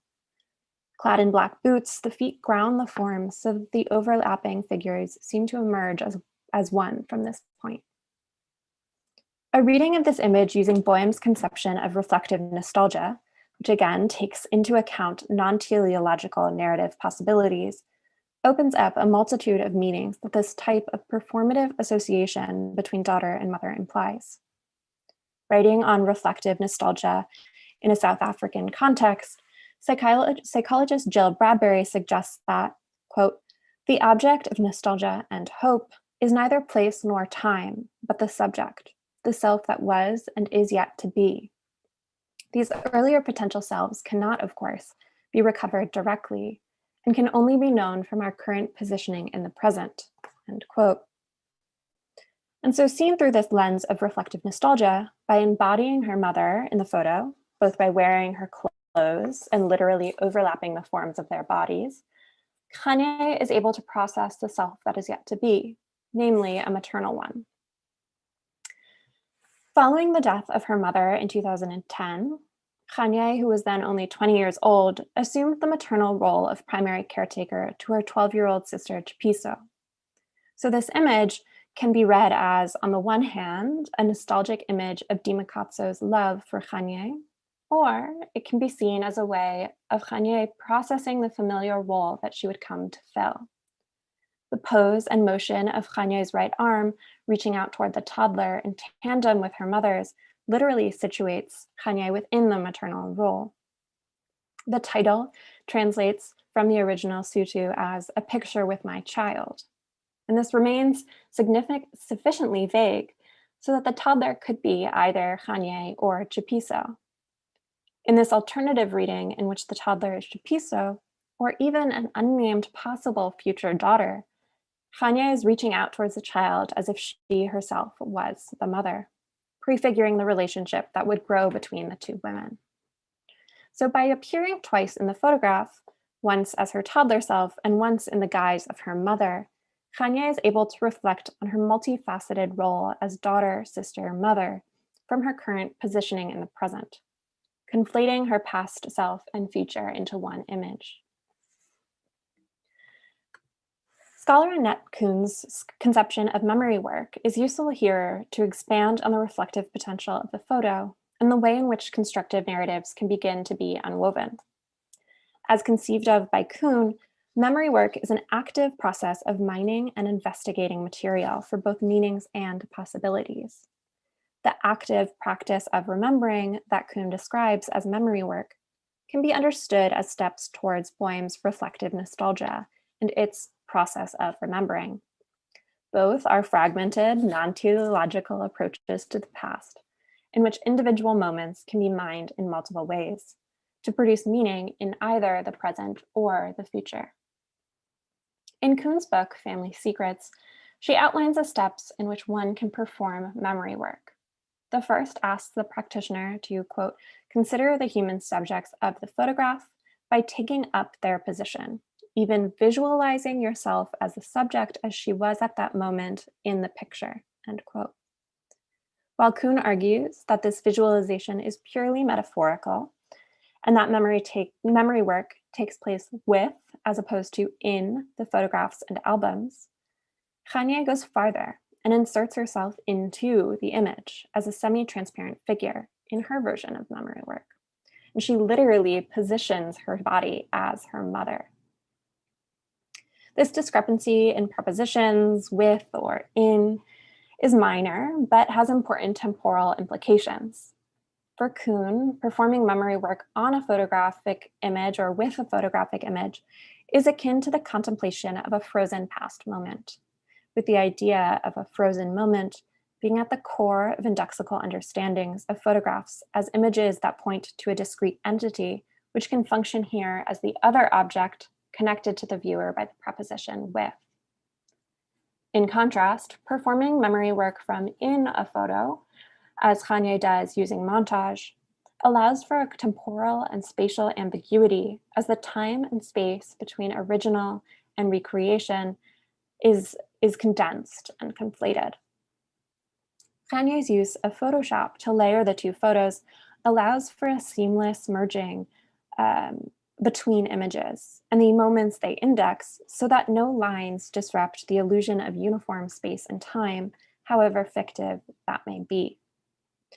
The newly created temporality of the montaged image defies the indexical and positivist nature of the component photos as pointing to any singular real moment. By inserting her own body into the scenes, Chania fully embodies her contemplation of the past, blurring the temporal lines between original snapshot and recreation. It is important to note, however, that Chania is not only manipulating the time of the image by inserting her adult body into a scene of her younger self. Images from the series are produced less through insertions of a single body than by the overlaying of complete images. And so while parts of the photo remain fully saturated and appear untouched, places such as the toddler's blue jeans and Jimakatsu's left shoulder appear quite solid, the other parts of the image bleed into one another. Over the white of the toddler's sweater and in the background above the women's heads, the rectangular shapes of bricks are visible. So here and here we see rectangular bricks. At first glance, the shapes appear to fit into the diamond pattern of the chain link fence. However, upon closer examination, it becomes clear that one of the photos must have been taken against a brick wall. Leaving the traces of individual locations visible in this newly combined setting accentuates the constructed nature of the landscape that the figures inhabit. The figures are disarticulated from either a real setting and transported into a fictive place, one highlighted by the light flares above Chania's head in the center of the screen there, and by the ethereal quality of the translucent bodies. This manipulation of space extends beyond the setting of the images. If we look back at the pattern of bricks and shrubbery crossing the toddler's sweater, it spotlights her almost translucent nature. Not only is adult Chania a ghostly figure in the scene, but her presence changes and charges the status of the other figures, the three bodies are joined together. Kanye and Dimakatso seem to share arms, and the toddler's transparent body appears to be at once in front of and behind the women's arms, so that they're flattened into the same artificial plane. Beyond Kanye symbolically occupying the same role as her mother, the three bodies appear to merge into one composite body, becoming a hybrid corporeal space that can function as a conceptual site upon which trauma and its discourses are negotiated. Grouped together in this way, the embodied histories of her mother, Kanye's younger self, and her own stories become wrapped up together in collective memory. The image becomes not only about the moment of happiness in the yard, but of the entire scope of their maternal relationship. The use of family photos for this temporal merging is really important because of its theoretical understanding that the genre is to be shared and collected for future generations. Historical trauma and collective memory are often invoked together, with the latter more often incorporated in discussions of family albums and the performances of oral histories that regularly coincide with photos and heirlooms. Memory, some would argue, is individual and cannot be transferred to another without losing its essential quality. In this vein, Susan Sontag claims that, quote, what is called collective memory is not remembering, but is stipulating. That this is important, that this is a story about how it happened, with the pictures that lock the story in our minds.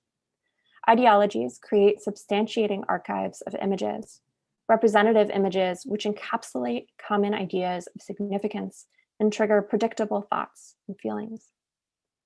So according to Sontag, the communal remembrance that occurs when viewing a photo album is not true memory, however elusive the concept of a truthful memory may be, because memory of an event photographed can only be truly experienced anew as a memory by the subject of the image. Instead, the archives of images about which Sontag speaks encapsulate neatly the bounds of history, producing a shared version of the past that, like Boehm's restorative nostalgia, manifests itself in a total reconstruction of the monuments of the past, in an effort to believe their project, their ideologies to be truth. To the restorative nostalgic, the past is not a duration, but a perfect snapshot, one which may be objectively taken in, on one which memory work can be performed with, but not subjectively experienced. So by inserting herself into scenes of her mother, such as this image, Lebojan seems to argue that embodied collective memory is possible. As she and her mother reach out toward the toddler together, the event is experienced by both women. If memory is tied to an individual's neurological network, as some would claim, by inserting her adult self into the scene, Lebojan attempts to unstick the memory from Dimakatso's experience. Instead, the two women appear to share the same body in which to experience it collectively. The shared corporeal space that exists in a fictive time and space outside of the nostalgic then versus now paradigm means that both Dimakatso and her daughter Lebojan can have memories that are invoked and negotiated together. Thank you.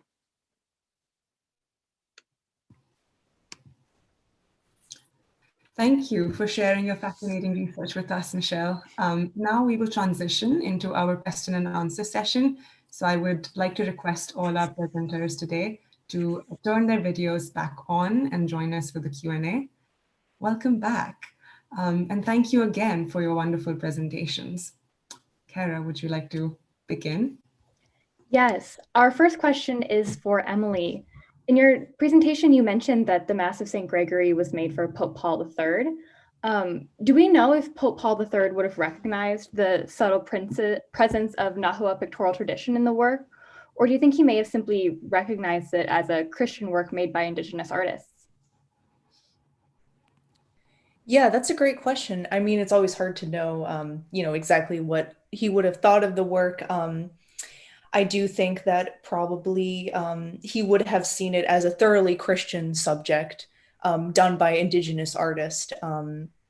at the time, and it seems to be mixed up with the papal bull that he issued a few years before the work was made, which essentially granted the Mesoamericans a right to be converted essentially freely and not through enslavement. So it does seem to confirm to him some sort of artistic and intellectual worth that he would have recognized as fulfilling his papal bull. Thank you. We have a question for Mujiang.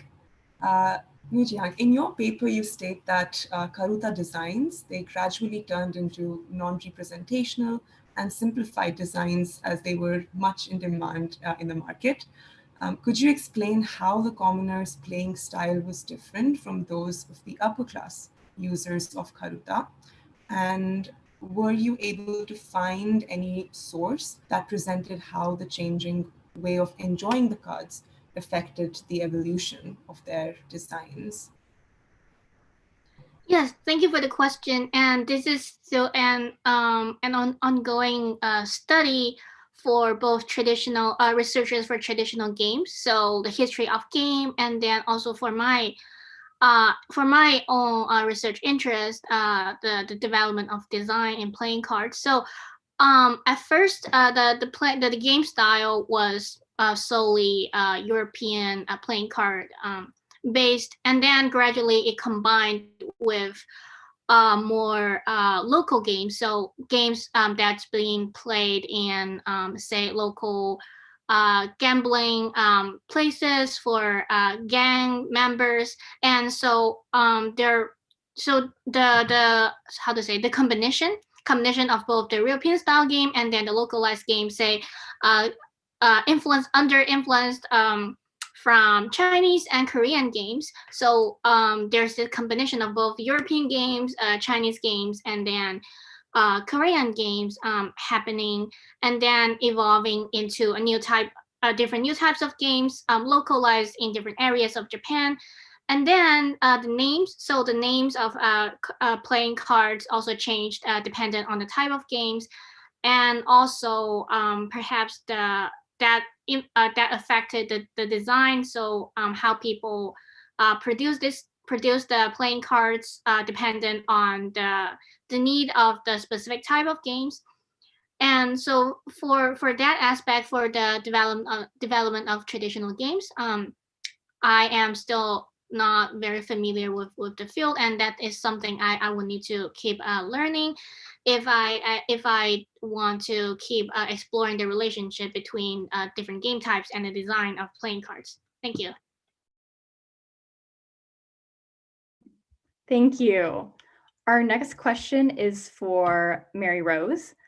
In your paper, you make it clear that Christine de Pizan held a significant degree of control over all of the aspects of the creation of the Epistle of Ophea, which is a departure from the traditionally collaborative environment of manuscript creation at the time. Why do you think that Christine de Pizan established this amount of control for herself over the project? I think it's an interesting topic because not a lot is known about many of the other creators of manuscripts at this court, because, as you say, traditionally with illuminated manuscripts, there is a workshop element, and so these creators are anonymous, and even the names of the artists that Christine has worked for have been buried by the historical record, and we only know them by these kind of just descriptive titles. And now my co-author would like a word. But for Christine Pizan, I think it's more a factor of branding herself, of wanting to be recognized as a literati at court, and being able to consider how a perfectly produced manuscript with all of its total elements could be a contributing factor to that. Since the texts that she produced were one aspect of manuscripts, which are really kind of multimodal works, maintaining control of the images would be a logical next step for her, particularly since her position as a female author and somewhat of a curiosity was perhaps more precarious than her male colleagues. Fantastic. Thank you so much, Mary. We have another question for Mike. Mike, this is more to do with the art of Tezuka Osamu's Buddha. So the question is, in what ways does the art of Tezuka Osamu in Buddha correspond and relate with the text, and also with the broader themes of life and death of the manga that it explores? Especially, how are Buddhist images or iconography represented in the manga? Thank you. Thank you. That's a very good question. Tezuka's Buddha visually is rather interesting in that it combines some fairly standard traditional iconography of the Buddha with several innovations. So there are frequently visual images, visual representations in the text. This is a very long text. When it's collected in the omnibus edition, it's over 1,000 pages. There are a number of images that draw upon traditional Buddhist iconography, even stretching as far back as the Gandharan Buddhist art of Central Asia. But also there is a great deal of contemporary Japanese interpolation. So for example, cities that are intended to be situated in 6th century BCE northern India are depicted as Tokyo or Osaka. They're modern metropolises that somehow managed to be plonked down in ancient India. So it's very much a melange visually of different kinds of approaches, both traditional and contemporary. Now, in terms of how this relates to the themes that I was bringing out in my talk, there are certain aspects visually that emphasize this idea of reincarnation, of life and death being two sides of the same coin. Other scholars have pointed out that there's an idea of a life essence that is depicted visually in the manga, and it's difficult to convey without showing you the image, but sort of white, almost spirit or ghost-like images that cycle in a spiral, and this is supposed to represent the cycle of reincarnation, of birth and death. So these are represented fairly heavily visually, if somewhat obliquely. But it seems as if the readers of Buddha in these manga magazines were primarily responding to the textual or more explicitly conveyed moral and ethical teachings. There isn't a great deal in these responses about the visuality of the manga, which is interesting in that most of the responses to other manga that were published in these same magazines drew upon or highlighted those particular items. So they would say, such and such a manga is beautifully drawn, or such and such an episode of this manga was very exciting to read. Only really in the responses to Buddha do you see readers responding saying, this changed my life, or I look at life in a very different way now because I read, the most recent issue of Buddha. So visually, it's a melange. Visually, it's very interesting, but for the purposes of my research, the textual element is really what's most cogent, I think. Thank you. And for Michelle, we have a question from Hannah Lynch, who would like to know what you think the wider implications of understanding nostalgia in the way you present in your paper are, and also would like to know if the theme artist's work of the period, and so what role do you see nostalgia playing in artistic reflections on apartheid? I am so sorry. The first half of the second question paused out for me. Oh my goodness, I'll repeat it. So the second question reads, is this theme of nostalgia something that you are seeing in other artists' work? And if so, what role do you see nostalgia playing in artistic reflections on apartheid? Thank you. Sorry about that. So thank you, Hannah. It's a great question. And I think contextualizing this within the larger project, it's a part of a larger master's thesis, which hopefully would elucidate that a little bit more clearly. But I think nostalgia and looking at family photographs that are she's creating these in 2013, so almost 2 decades after the fall of apartheid, but using photos from the 80s, roughly early 90s. And so using really individualized narratives is important when thinking about something like apartheid, which is an instance of historical trauma, intergenerational trauma, and many scholars, Christine Maxwell is one that I've drawn heavily on, have talked about the dangers of universalizing historical trauma and flattening narratives in a way that loses the individual. And so I think by turning to nostalgia and family photos, you can recenter the conversation on individual narratives, which is really important in kind of trauma discourse as we move. As far as other artists, I can think of a few. Sunzeni Maracella is another artist that works very closely with photos of her mother too, but works in a little bit more of a multimedia way that is a little outside the scope of what I'm looking at with kind of digital montaging that takes the hand of the artist away.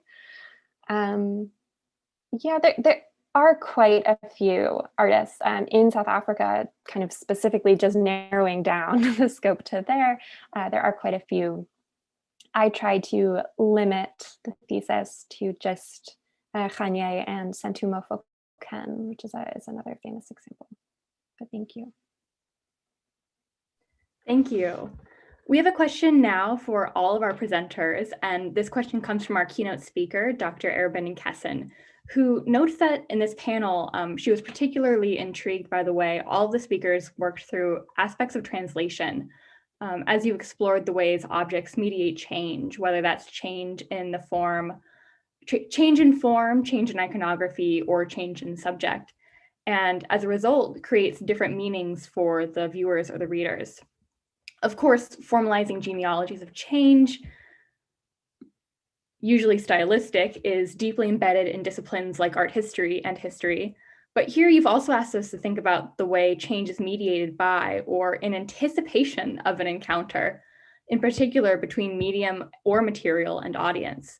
So she wondered whether you could all reflect a little on the ways you were thinking about materiality in the context of your work, as well as the circulation and adaptation of the artworks you discuss.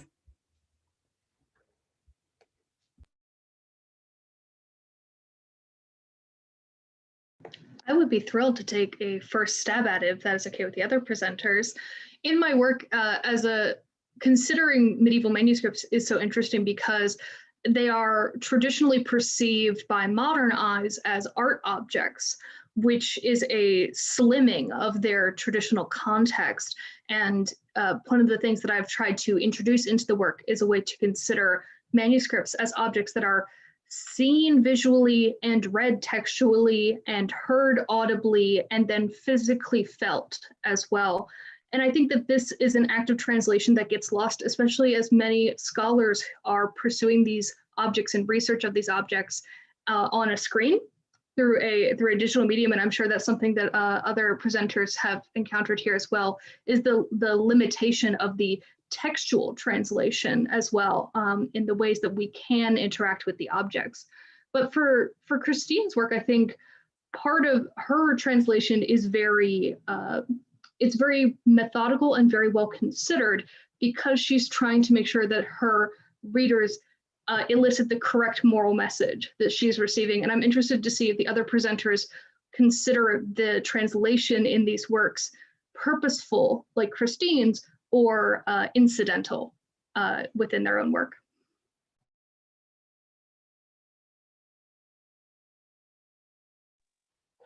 Yeah, thank you. It's a very excellent question.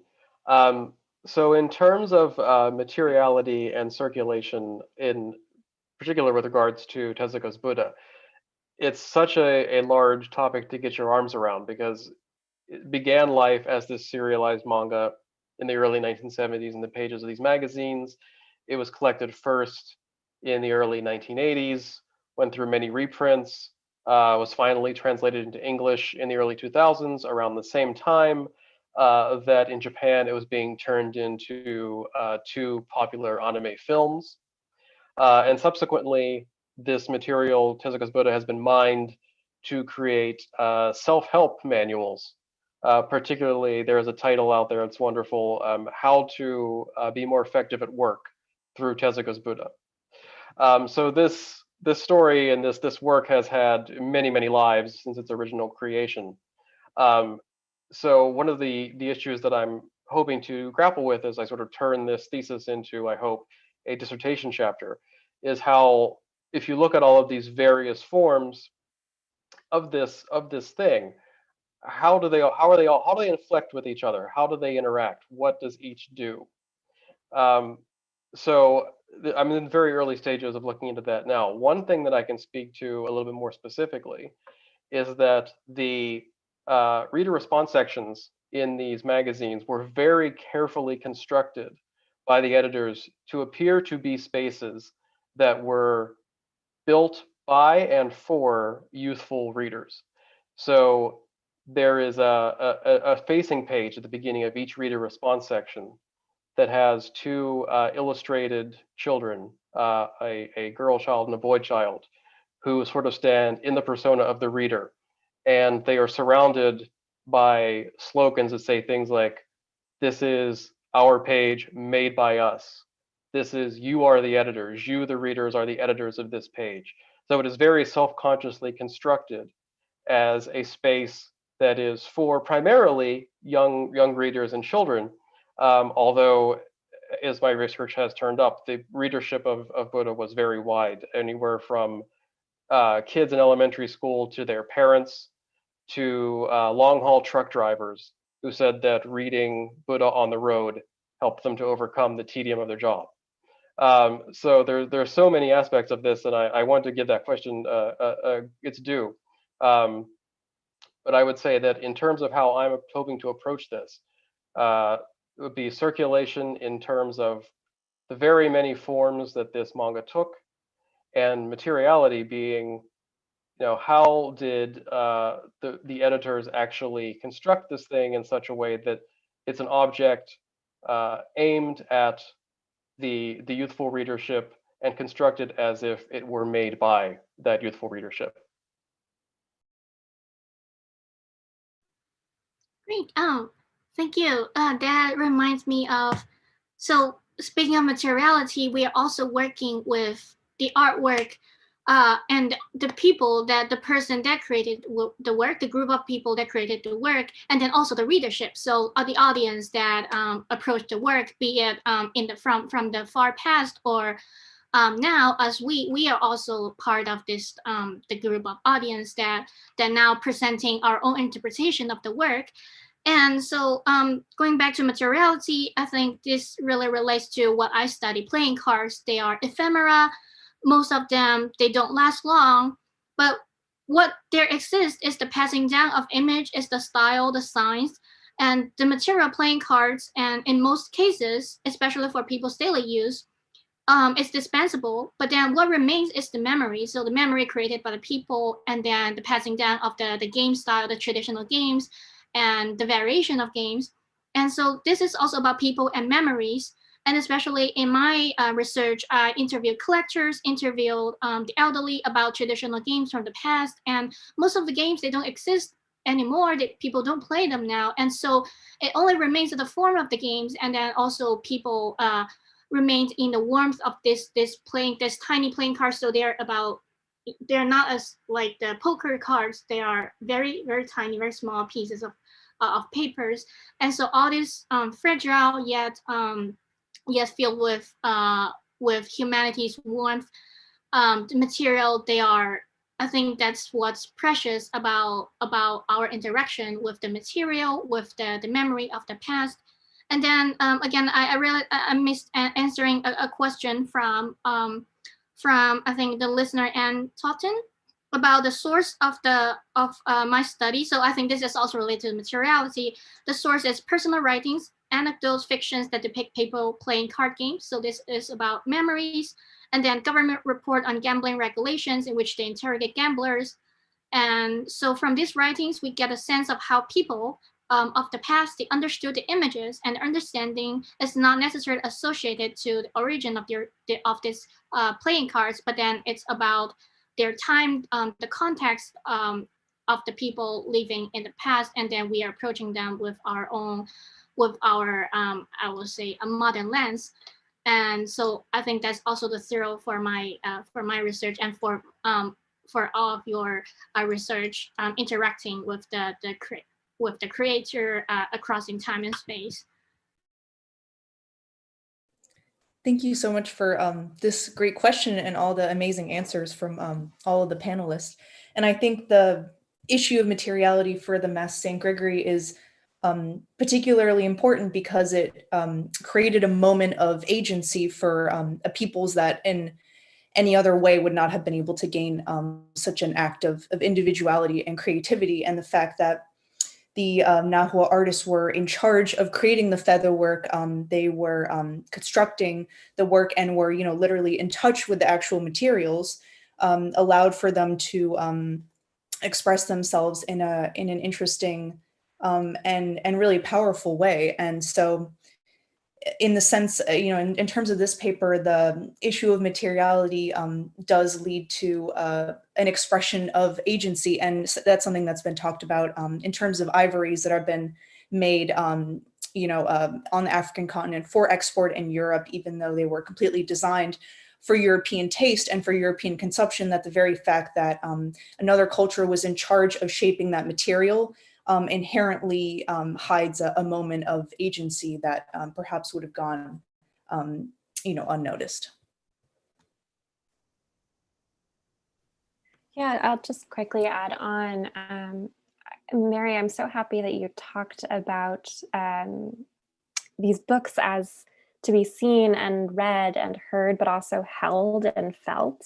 And that's something that I also am really looking at with family photos, and the performance and activity of going through a book is so vital to me. And so the translation from a film photo stuck in a book to a digital image that you're manipulating on Photoshop, and then Lebo prints it to I think most of them are about 16 by 12. So not album size, but easily on a mantle or something. And so that kind of translation across photographic media, but a tethering to a very material reality that we as humans can just everyone can kind of relate to a photo album in some way, and it conjures up very specific emotions. Thank you. Thank you, all of you, for your insightful presentations and thoughtful responses during this question and answer period. That unfortunately brings us to the end of the 2021 KU Art History Graduate Student Symposium, Hindsight Is. I would like to express our gratitude to all of today's panelists, as well as to our graduate panelists from yesterday, as well as to our keynote speaker, Dr. Anna Arabinden-Kesem.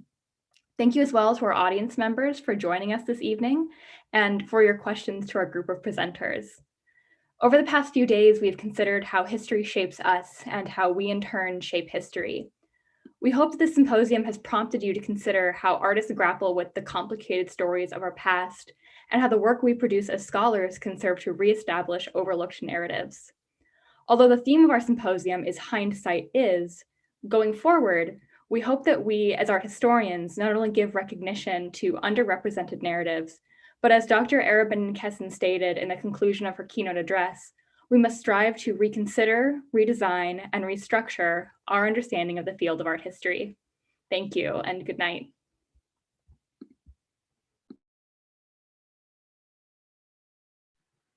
Thank you. Have a good night. Thank you. Thank you. Good night. Thank you.